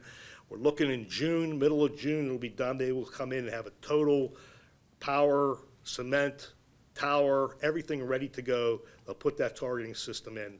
And the FBI has told me and wrote us and actually signed off on it to keep those statements, and we will just submit them. And because the turning target system is going to be about 160, there's 40 grand to play with there. That'll make sure it pays all those bills. So we are getting that for free. For free, we're using our federal tax money to get it, not really for free. But so that's one of the reasons why the whole fire range system is being totally revamped, and it's shut down as we speak now. A great thing, though. So that's why we can take the 5,000, the 25,000, the other 25,000, so what's that? Joe, come on, you went to Gateway with me, what's the math on that? Too much. 53,000-ish. You're talking about, Doug, you're talking about the 25,000, the 25,000, no, that's in the restroom, I'm sorry. Yeah, the new restroom, because when you get down to the rifle range platform, bathrooms, and garage, we have $200,000 in there. What I'm thinking is that the bathrooms and this garage of what we want to do, and Mike, I'm willing to make it 10 bays if we can, but the space isn't there for that, I don't think. That's at the top of the hill before you go down over to the range, Right. where the MS4 was, where it's already got power, already have water, already have sewage. That's where we will put the bathrooms with a shower facility, no classroom, and the rest is garages, as much as we can get for that money. A pool building, I think would be great. It offsets what we want to do there. It adds the capability of, yes, Ron, we got to park up a works vehicle, we can do that like we shared the other garage. We certainly have the vac Well, truck. keep in mind, MS4 has its own budget, and, paid with that fee, they're gonna have money to, I know the big thing was the salt dome that we were talking about earlier. That's gonna actually, as you come up, that's gonna sit off to the right, and then that plateau that's being filled in, as we fill in more, we have more property up there. I think we have 56 acres. I don't think. The problem is how we get to it. And we've been blessed with the fact, two things bless us with that facility. One is, believe it or not, being close to a landfill. Nobody's gonna build homes in that landfill when they shut that up in 20 years. Long after I'm out of here, probably all of us will. But that firing range can still be there. It's gonna be a park. It's gonna be some type of community event over there. It's not gonna affect it at all. So I think that's one of the reasons the FBI stayed with us and did the 20-year MOU. Chief, I concur with Mike. We need to look at sizes on some of those I'm good. spaces. We certainly want the spaces to be, and so the issue is, and then of course, we're talking about a possible, moneymaker for us, of having an agreement with companies there where they're gonna build something. They need they need 80 square feet is what they need to be able to build what they're looking to do. So, and they gotta do the soil samples, they gotta do all the stuff, they're gonna have to do all the engineering to make that. We're not doing that, that's all them. And the other important thing that they're gonna bring power to that. And if they bring power to that project, that power then, because we're maxed, as you know, Mike, on power there, as we bring power to that, the lines are gonna be there, we're gonna be able to bring more power to what we need to do. We'll pay for it, we'll just take it off of their main line coming in there. Because they gotta bring the telephone pole. So this is a win-win, I really believe, for everybody involved, including Public Works. sounds good. Yeah, I Yeah, really and also to do. Mr. Adams' point, as far as MS4 fees, the one thing we'll just have to watch as far as the percentages. So if, let's say half the garage is used for MS4, that's where that money can come from. Yeah, we gotta make sure can't we- just take MS4 money and pay for something No, that right. Yeah, that's not what I police, was- Yeah. we just have to watch the math there. We dot the i's and cross the t's there, Mayor, absolutely. But we definitely want, multiple, if we can satisfy multiple departments. in Well, one that's what spot, this that's is, a good this thing. was, just so, again, to throw this back, it's a public safety training center, okay? And it does do multiple things. It's not just doing one little thing over there. We're doing fire, police, and EMS, and fire, in public, emergency management. And right now, what's occurring with us in the police side of things is that front garage classroom is now becoming a regional area training center because of the garages. We have the mat down, and the reason we have the mat down is all our police training post George Floyd now at the MOPATEC, the state level, the mandatory certification level means we gotta start doing hands-on stuff. So it means old guys like me gotta get handcuffed, we gotta start, practicing physical tactics in order to do arm bars and do that kind of stuff really I haven't done since my academy days. So that's a good training, we're doing more hands-on, so you're gonna see more training there for the law enforcement side of it, that front building. Very good. Next item, chief. And then, of course, I get down to improvements with the police floor, it says here. It basically goes back to facility improvements. The manager and I have been having philosophical discussions on that, about what we do. Obviously, the police station takes up, these floors, if I remember correctly, when they built it, is 10,400 square feet per floor. That's what I remember that for some reason, okay? I can't remember what I had for dinner, but I can remember that back in 2000. The issue is, so we have that space down. If you look at the police department, we've been a 24/7 operation with bathrooms that really don't meet the standards of I don't want to say industrial, but certainly don't meet the standard of having people in that building 24/7, both male and female. Our dispatchers are down there now. They were moved up, then they moved back down, so the dispatch side of that was really just an office that was for 3 secretaries. That's all changed.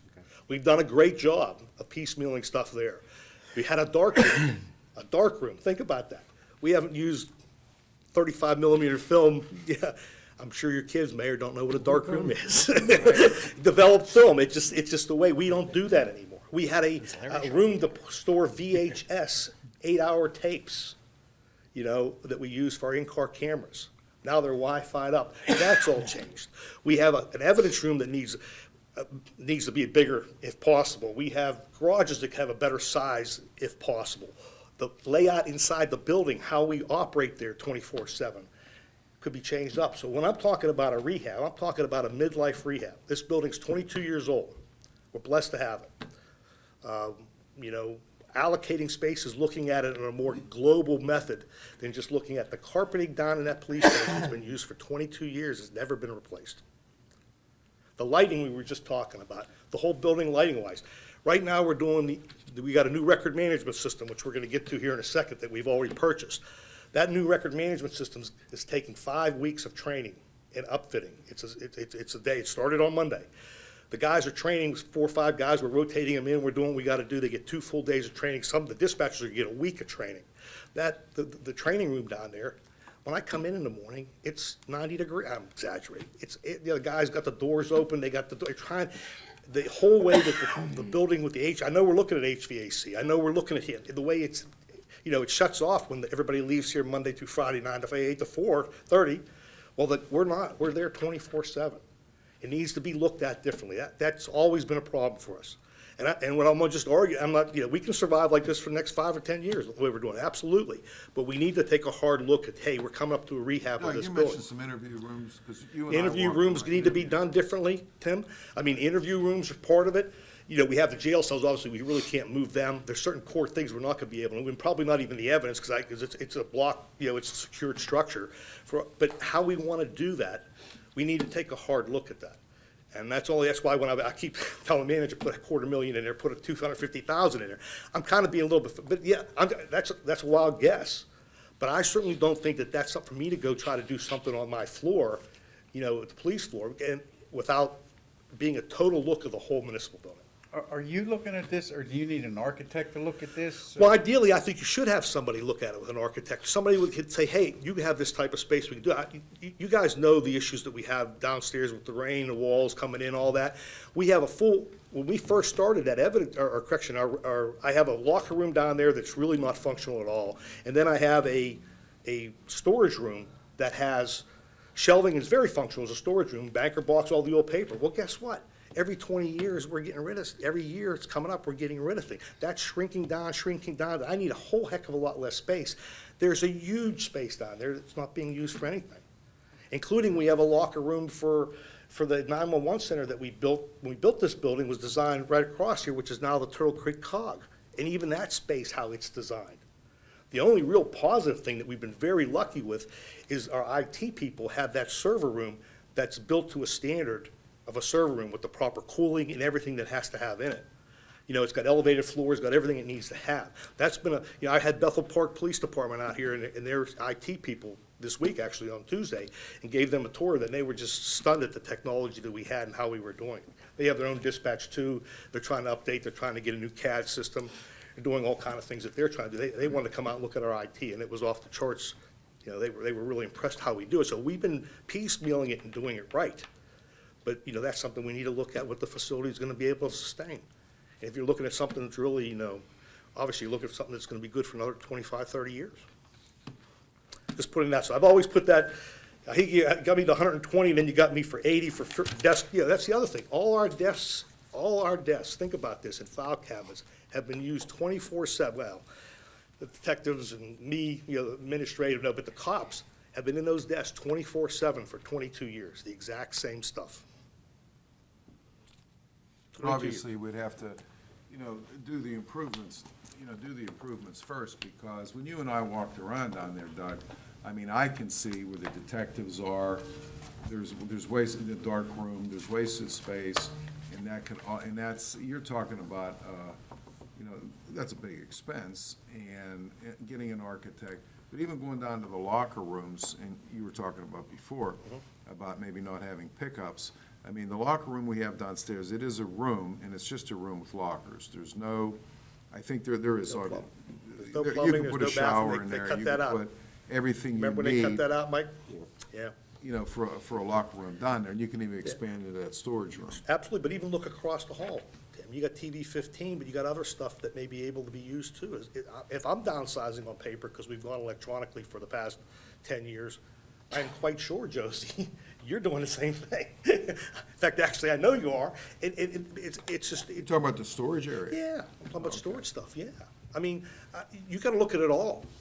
You just can't say, okay, you got 10, No, I agree with you. we're just gonna keep it the same way. Because that, to me, I think is throwing good money after bad. And then when you start on top of that, you start looking at your security, which is the other. I mean, even the foyer out here, how we have it. The setup, very nice. This room's excellent, okay? Nobody's arguing. They're great ideas when they were done. It's 22 years now. And, the technology's obviously changed. But even how you want to set how people come in and out of the building, certainly from a security standpoint. we've talked about We've that. talked about it numerous times. And, we've done things that we think are proper, obviously upgrading alarms, things like that. We've done great strides in that. It's a lot better than it was. But what's the next step? And that's what side note, the Bethel Park people came in here and said, you got a heck of a nice building still. I said, that's pretty cool, to say that. But, so I'm not saying that we could stay in this for the next 5, 10 years, absolutely the way it is now. We can't. But I'm just saying, let's start taking a look. If we're gonna do something down, especially when we start getting into camera stuff. And we're even talking here, one of the things that we did with our radio project, when we redid our radios, we put microwaves, so we didn't have to depend on phone lines to tie everything together. So we microwave, so when a Monroeville police officer keys a mic or a firefighter keys a mic, it goes to one of the towers and gets shipped back, actually gets shipped to all 4 towers that we have located around the municipality and gets transmitted, retransmitted, repeated. Those microwaves are 40 gig microwaves on all those towers. They tie through up to one Monroeville Center down to here. Ideally, we're gonna have one of them over to Training Center too, at very limited cost. The reality of all that is we can tie all these buildings together with our own microwave system. We use 1 gig out of the 40 gig for the radios. Just a little throw there. And the Which means security video system. can be sent on them. Add on to our points earlier, our security systems for all the facilities and buildings, and some of the points the mayor and Dennis and I spoke with, we brought up in integration with the school district that we started to begin to talk about, that capability was. And again, if we want to do, Councilman Poe's 100% correct, about with stuff with the security on the, cooperation with the school district. We're trying to be with that. So, okay, I'm sorry, John, I'm going over 5 minutes. Yes, you are. So you're talking about upgraded IT connectivity, security, that could be used how you decide to do that in a regional level, Tim. I'm certainly, I know Tina's done a great job. Obviously, Brian Hoffman in my floor has done an outstanding job. I apologize, I can't remember the other new IT guy's name. He's doing a great job too as a redundant. Now he's doing a great job as redundant. That stuff, I cannot tell you how important they've been with our in-car cameras and body cameras. I can't tell you the technology, how that's gone more smoothly than I ever thought it was gonna go. And I assume that the record management, new computer-aided dispatch system that we're putting in now in the next 5 weeks will do that also because of the hard work that all those people are doing, as well as all the employees trying to get to understand it. Certainly, the chief's gonna have his share of jumping the hurdle to figure some of the stuff out. But it is the future, we think. One of the reasons we did the new updates on the in-car, or on the CAD system and the record management system was due to the car cameras and the body cameras. You guys, I don't know how you can explain how much video we have now. We have a lot of video. I guess it's just lots and lots and lots of video. Video is, the officers have them. We have more video than we've ever had. We just had, a case this morning involving a death in one of the hotels. It's gonna be sadly a drug overdose. we were able to go back with both video from local and all the police officers respond earlier in the night and go back and look at other video, put this whole thing together. The detectives, it gives them a starting point on a lot of cases. So, that has been something we've been controlling here with our own servers and of course our own network. And again, it needs to be upkept and, you know, there's technology, that's what it really comes down to. That was the thought with, you know, if you look at the 80,000 and the 130, you're close to my 250, you know, for, well, no, correction. It was like 180 here. We're talking about facility improvement. But again, I don't think that me doing a piecemeal, I mean, I had to buy a new desk here for the way we rearranged one of the offices and we buy new chairs all the time. But I'd like to get into some more formal of, hey, this is what we're doing, this is our office furniture, this is how we're rotating it, that kind of stuff. I'm looking at, Mayor. I've put in here too, the canines, 15,000 each, we had for them. That 24, 25 probably looks good. It could be as early as 23. My goal's always been, once I got the police department back up to that 47, 48 officers, with our hiring of 7, we'll be at 47. Get them off probation, get them moving through, we can try to get back into a canine group, have 2 dogs. That 15,000, we will have the vehicles, because we have a lot of vehicles, but we'll have vehicles, be able to issue them for each, and you have to give each canine guy his own vehicle, because when the dogs get sick, they spread it back and forth. They gotta have their own little world, so we need, the 2 vehicles we'll be able to deal with during our 5 vehicle at a time replacement. We'll be able to make that happen, but we gotta buy special equipment for those cars in order to house the canine. That's the 15 grand. One of the other things, boss, just thinking we gotta discuss that too on the, you know, for the contract stuff about how canines, we didn't talk about that. Yeah, that's good, I mean, let me ask Consul, what's Consul's flavor? I mean, does anybody have any thoughts about having canines or not having canines? Answer is yes. Yeah. I mean, full disclosure, you know, I worked in a department that had dogs for 5 years. And the value that they bring to, you know, seeing it up in person, close hand, and the patrol side is great. But what is interesting, in the last couple of years, we've had to request canines to come and assist in a couple of search operations, as well as, active, pursuits of people that are ongoing. They've had to come from other communities. But the fact that we've had them here as part of the regular patrol division, the regular officers, they're not something special that's different to do that, has also been an advantage. They're out there working every day, to do that. So that our approach here, compared to other places where they're high-end specialty units, to do that, that gets a little bit on the expensive side. So from an operational standpoint, the way a canine unit is arranged can be really expensive, or you make them part of your everyday operation. So it has always brought value to what we've done to do it. I think it's a reasonable approach, the way they would train them now, that it's been like, you're scheduled that day to do the mandatory training. But what else has happened in the last few years has been the mandatory certification and upgrades that the dogs have to regularly go through too. So we're implementing that in as part of the regular Our issue's process. always been the Fair Labor, the Fair Labor Standards Act has always been something that's been an issue for how we pay them. We figure that out. Have you had difficulty getting someone to bring a dog? Yeah, at times. Does it cost you money to do that? It does not. It does not. And how much, I mean, we provide a lot of services to other communities too. That's That is great We do offer a lot of mutual aid. One of here's Well, the but issue, it's this was the both issue with the ways. dog. One time we had 4 dogs here. I think we've had a total of 8. I had to go look. I think we had a total of 8 dogs total, actually through the career. Kohlberg was the last one to have a dog. He retired his a couple of years ago. So the problem being was how we have, Fair Labor Standards Act has to, FSLA, it made us have to pay them to take care of the dog, yes. And it became problematic. We did it in comp time. When we did it initially, that was fine, all well and dandy. Well, then the comp time caught up to us. It took about 12 years, but it caught up to us. And what occurred was that the officers, when you looked at them on their regular training for the year, if you look at them for the work time for the year, they were only working 1,400 hours a year out of a 2080, because they had to take the comp or lose it. And we lost the utility of the dogs.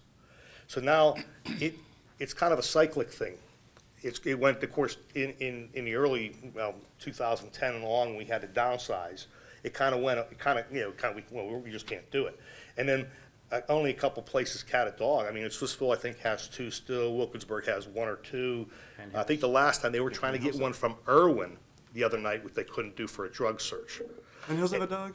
The Penn Hills has 3. There's a couple. They only have 3 now, yeah. Only 3, used to have 4. So they try to keep 1 on each shift. So we wouldn't do that. We wouldn't have 1 on daily, we would have 1 on second and nights. That's the way it's kind of worked out for us. I mean, ideally, I'd like to put them on special shifts even, but that's a whole nother bargaining unit contract issue. But there's something we could do there in order to make an incentive and have the dog, hopefully, have them work 8-hour days. That was the other thing. They only work 7-hour days, messed up our vacation stuff, all the type of leave stuff because they had an hour to take care of the dog. We don't have to pay them hour for hour. We just got to come to an agreement with the bargaining unit about what we're going to pay them extra to take care of that dog and to do the proper training. The other thing was they were doing 4 hours of training every week, which was 16 hours of comp. You figure it out. That's 2 extra days off a month, times 12 is 24. I'm doing better with the math, Joe. So 24 extra days a year that they were off, just because of training. So then the other thing now is to try to get them on an overlapping day where they train while they're on duty, so we're not paying that, or paying some other way to make that happen. So it's an extensive thing, but I think from our standpoint, burglaries, robberies, we don't get a lot of them. We're keeping our burglaries under 40 a year, we're keeping our robberies under 15 a year. But that type of tracking, obviously having that capability for the drug interdiction, where we get really hit here is because we're the transportation site. We got the highways. You gotta move the drugs. You gotta move the highways to where it's at. So the drugs are, so the dogs are good there. Yeah, the state police will yell, you wanna use them, the DEA will wanna use them, the FBI will wanna use that, state police, the county, everybody that has a chance to use them, they'll wanna use them. And they'll probably do a lot of mutual aiding too. But that's the other back end of it. It's a good and a bad. We have enough to keep us happy experience-wise, but we don't, it's better to get more experience. And if you can do that outside your borders, okay, fine. You bring that expertise back too. So, I mean, we're kind of in definitely, we had one time, we just couldn't get to work for the 4 dogs. There just wasn't enough stuff to do. 2 would be plenty. What you're saying is a great tool for law enforcement, and whatever we can do to keep the citizens of Monroeville safe. Absolutely. I think we need to do that. And I think we could do it pretty good with that, the training, we'll lose the guys first, the training with the dog, I think I can get the dogs donated through the DA's office or through grant funding. I'm very, but, the dogs cost almost $8,000 a piece now. So, but that's not where the money is. The money is, even the capital on the car, the money is the upkeep of them, the upkeep of the training, how we pay the officers, what we have to do by federal law to pay the officers, that's where the issue comes. And almost believe it, 1,000 hours a year, you're part-time, right, you're half year. 1,400 hours of work time only. Can you give us a breakdown of what it would cost for each dog and officer per year? Yeah, just get us that, Yeah, I'll get you get back to us. I maybe can give you what it discuss- would cost to get a dog, I'll give you what it would cost to train the dog, I can give you what it, I can do all that, that's very simple. And Or I'll even get look that at in. Yeah. what our surrounding communities are doing, chief, that have dogs, just maybe. Yeah, they're doing different shifts. They're doing 10-hour shifts. They're doing different types of overlapping stuff. Penn Hills does the rotating shift that they do with the dog. They are paying them a stipend instead of hours off work to maintain the dog. And, we build them a kennel at home and we give them a dog house and all that kind of stuff. We've done that before. So that's something Public Works has done that, that's not, that expense is minimal, it's just, materials and time for guys to do it. No, I think it's definitely worth discussing and, Sure. and moving forward on that, but council can discuss that at a later time. Some of that's actually not even, some of it's capital, but some of it's operational. Sure, absolutely. So, Did you mention that eventually you're going to go to all-electric vehicles? I don't see it in the near future, 30 years. probably after me. Few more years. AD after No, Doug. but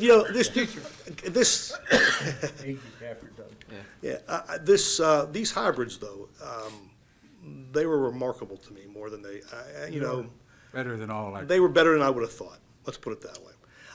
You talked about here about electricity, the future's gonna be though, we're probably gonna have outlets to plug cars in. Yeah.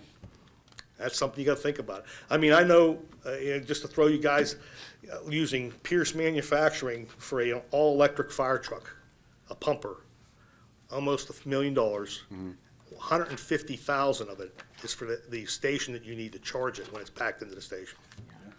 That was told me by a vendor.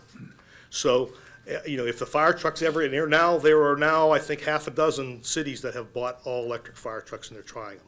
So my view of that is absolutely don't do it. Let them figure out if it's gonna be something that's big really gonna batteries. work.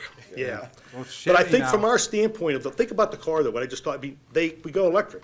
It stops, it's a hybrid. The hybrid seems to be the perfect choice there. Yes. It stops, it runs the red lights, sits you at the interstate, the accident's over in 35 minutes, you get back in the car, turn everything off, pull out, the thing was not running at all until you get to over 20 mile an hour and the motor kicks in. So you're saving fuel on all that. And then we are saving fuel on those two. One of the last things, a car run 24/7, Ford estimates at $2.56 a gallon, by the way. I don't know what we're paying for gas. You would save $4,000 a year using a hybrid car. So that's an estimate that they did. Now, I didn't do that estimate, I'm not, but that's what they did, that was the selling point of it. I had heard where Chevy now, on their electric vehicles, will install the plug-in at your home as part of the price.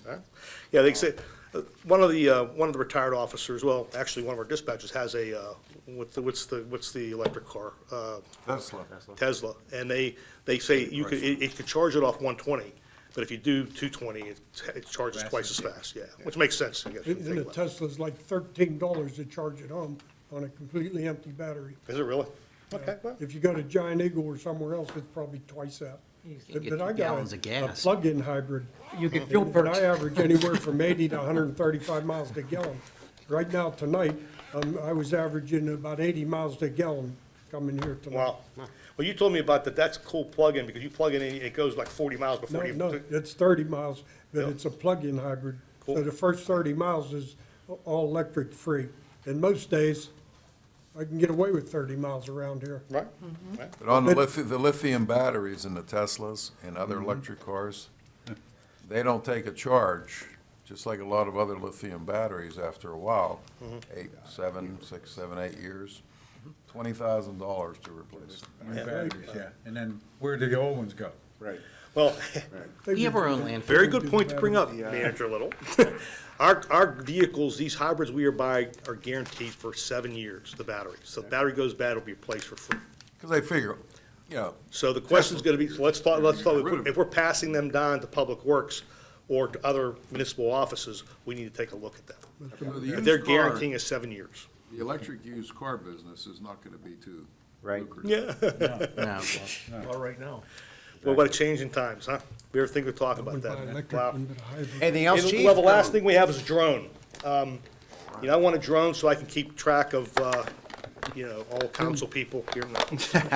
facial recognition on the drone. Facial recognition on the drone too, Right. yeah. You already know where we No, but live. I think, we discussed some of this the other day too, just so you know, Doug, and Dennis and the mayor and I too talked, we mentioned it in passing, knowing that the architecture of the system that we're installing with the CAD system is open enough that eventually, as that capability comes in place, and there's a number of options, and I know we've discussed it, so Yeah. if you want to expand on that. Well, I mean, believe it or not, they are looking at where you would have, and for our case, we'd use our parks or some property we would own. You would actually build a little structure, size of an outhouse per se, and that structure would house a drone. And it would be dispatched on the CAD dispatch for hot calls, shots fired, that type of stuff, or, Oh, you have to cardiac have an arrest, ambulance operator? call, a structure, no, poof, on its own. Does it all remotely, Mike. Wow. That's gonna be the future. No, we're not there. That's still 10 years plus away. What I was talking about was having a drone that we would have available to us, that for events, a planned event, if we have another protest or something we know's coming down, or we have an event like a. We have the terrain event in October. Well, we used run it. it in the woods, or, it wouldn't just be a cop drone, it would be a public safety drone, because there's two things you can do now. The problem with the drones with the batteries, if you wanna buy one like the military and spend a couple $100,000, we're not gonna do that. The ones with the batteries, you're still only getting an hour worth of time in the air. So they've now tied them where you can tether them, where you can have a drone go up above your command unit with a line to it, a little line up there, and it can stay there for 20 hours. So you can get yourself at a large-scale event, standoff, working fire, we were talking about just a community event, and put that thing up, and now you have a helicopter, which we've never had. One of my arguments of, a place in this area of 1.4 million people in Allegheny County, we have no aerial support. These things about pursuits and all that kind of other stuff, The future's gonna be, hopefully there'll be drones that'll be able to be launched, be up in the air that could help you with the pursuit. So that you can, don't have to, follow them, you can slowly follow them or wait and eventually find out where they go. And that's what the places, but like even the LA drone- County, LA City, But the Chicago. current drones, we're talking about, and even into the budget, so in the past, we've had, because it's, I know it's been Murraysville. it's Oh, yeah, they all got has- infrared Has on an 'em, right? infrared on them and Yeah, flare they all got systems. infrared, they got So when thermal. they've like- been used on a couple of incidents here in town. And the video's down getting near so good. Steve, actually, police chief said that they were pursuing it, and it helps not only when they're looking for bad guys, but in the event that we have, and we have a substantial number of memory facilities here in Monroeville, anybody wanders away or whatnot, and we'd looked at it from a search and rescue perspective. So the FLIR, the forward-looking infrared radar capability of it, as well as infrared piece of it. So we can use that also, public safety, lost individuals. Oh, there's so many folks uses. to do it. Yeah. And so that's the that's the Inspecting first roofs, level of this. inspecting the roofs and units and. Right, to do that, so I that they mean, can just, be. well, yeah, engineering, I think, does have one, yeah, right? And with It's the a smaller one. With that one also requires somebody to be the operator too. So Yeah, you that's gotta a have some minimal thing. expertise in it, yeah. But for example, the city, Tim brought up the bridge collapse actually, only because I know the guy that did it. But he was called out immediately, and one of the first things that they did is they got the drone up to be able to look not only at the area there, but they also started to use it to fly around and see if there was other, and it was easier because it was cold. They used it to make sure that there was nobody else somewhere that they had missed, that had escaped or had been injured or They something use the like that. thermal on it, yeah. Yeah, they use the It- thermal imager that's related to it. So that's what we're talking about here Hmm? in this, and probably is a real, very realistic expense, because we've been calling and they don't always come. We've called Well, Murraysville, we've called. And, you know, they just buy commercial ones. Yeah. We're talking about, my chief's organization, the county chiefs, the Western PA chiefs, they've had guys come out and actually, put them up, like the tethered one, above their van. We go in and eat lunch, come out, and, he's looking literally 4 or 5 miles away, pinpointing license plate numbers. Maybe 90 to 150 feet in the air. It's cool as can be. He was, like we were off the Parkway, and he was just, you could just see license plate numbers. And then in the future is, from a dispatch standpoint, having drones in the area, or, even launching a drone from the roof of here to some, you put the GPS coordinates into them, it goes right there and just starts hovering, does what you gotta do, can fly in 30-mile-an-hour winds, all kind of crazy stuff. Bad weather, and then automatically, when the battery starts going low, it automatically comes back to home base. One, That you needs push, luck. push home and it automatically comes Well, back. it does it on its own even. So, I mean, that technology is gonna be a hoot and a half in the future. And one last thing with the license plate readers, we've been keeping them in operating budget. We have, the Gateway School District is talking, or they're gonna actually, the same system which through the Allegheny County DA's office, they're gonna add another camera over by the, as I used to call the North Junior High, whatever the new middle school is gonna be. So we'll have another intersection tied in with that. We've been maintaining them. We've been doing that through the operating expense. I don't see any need for us to do anything different yet with license plate reader cameras, but in the future, 5 years down the road, maybe there is gonna be some more stuff that we wanna get involved with them. I can tell you they've been extremely, extremely effective for law Well, that enforcement. is money well spent. We gotta Times keep 10, times supporting that and expanding that We where need it's to- needed. And I like the bigger organization too. I mean, just doing your own town, I don't know how effective that would be. When we can know that these people are hitting, we could kind of track them when they're coming our way. We're hitting different, we know they're coming eastbound.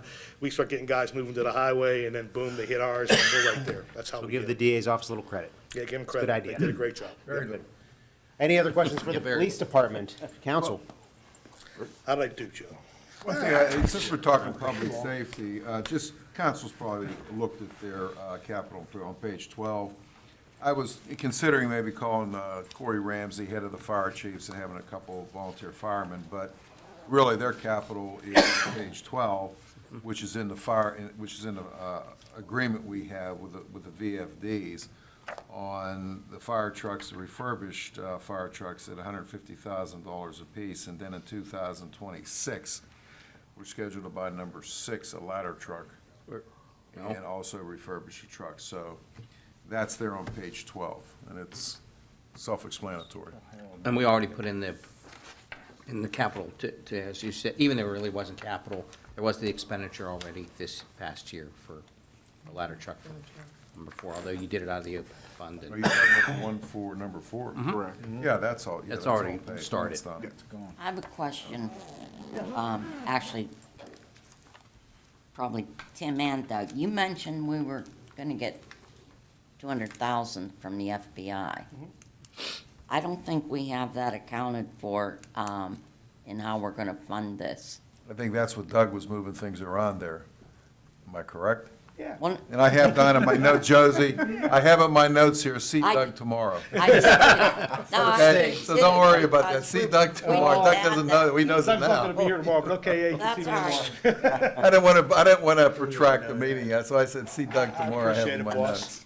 Thanks, Ted. I mean, we're gonna be able to save some money there. Yeah. You know, that's gonna be true. Yeah, And again, thanks to the FBI for updating the, you know, they tightened their belt up too on updating the moving target system is what it really comes down to. But, and you gotta give Public Works credit too, you know, how I love doing that, but, giving them credit, they really have done a great job over there. Everybody here, they put great sidewalks in, they cleaned the hills up, they made it look, they built the building. I mean, you know, of course, the FBI is providing all the material for that. So we're cool. At least they're funding it. Great. Great. Thank you, Chief. Thank you. Thanks, Doug. Council, I know we went over a lot of information this evening. We do have another budget hearing. Our next one is next Thursday, May 19th, 6:30 PM. And then certainly discussion, further discussion after that. Mr. Little, you did say September 30th is your target date? Yeah, oh, that's the home rule charter. It says that we should have a capital improvement program passed by September the 3rd. So we definitely have some time here, and there's a lot of things to consider. Council, any discussion or budget about what we went over this evening at this point? Very good. Is there anyone from the public that would like to address council on the capital improvement program? Seeing none, I would like to seek a motion to Make a adjourn. motion to adjourn. And a second, all in favor? Aye. Opposed? This meeting is adjourned. Thank you and good night.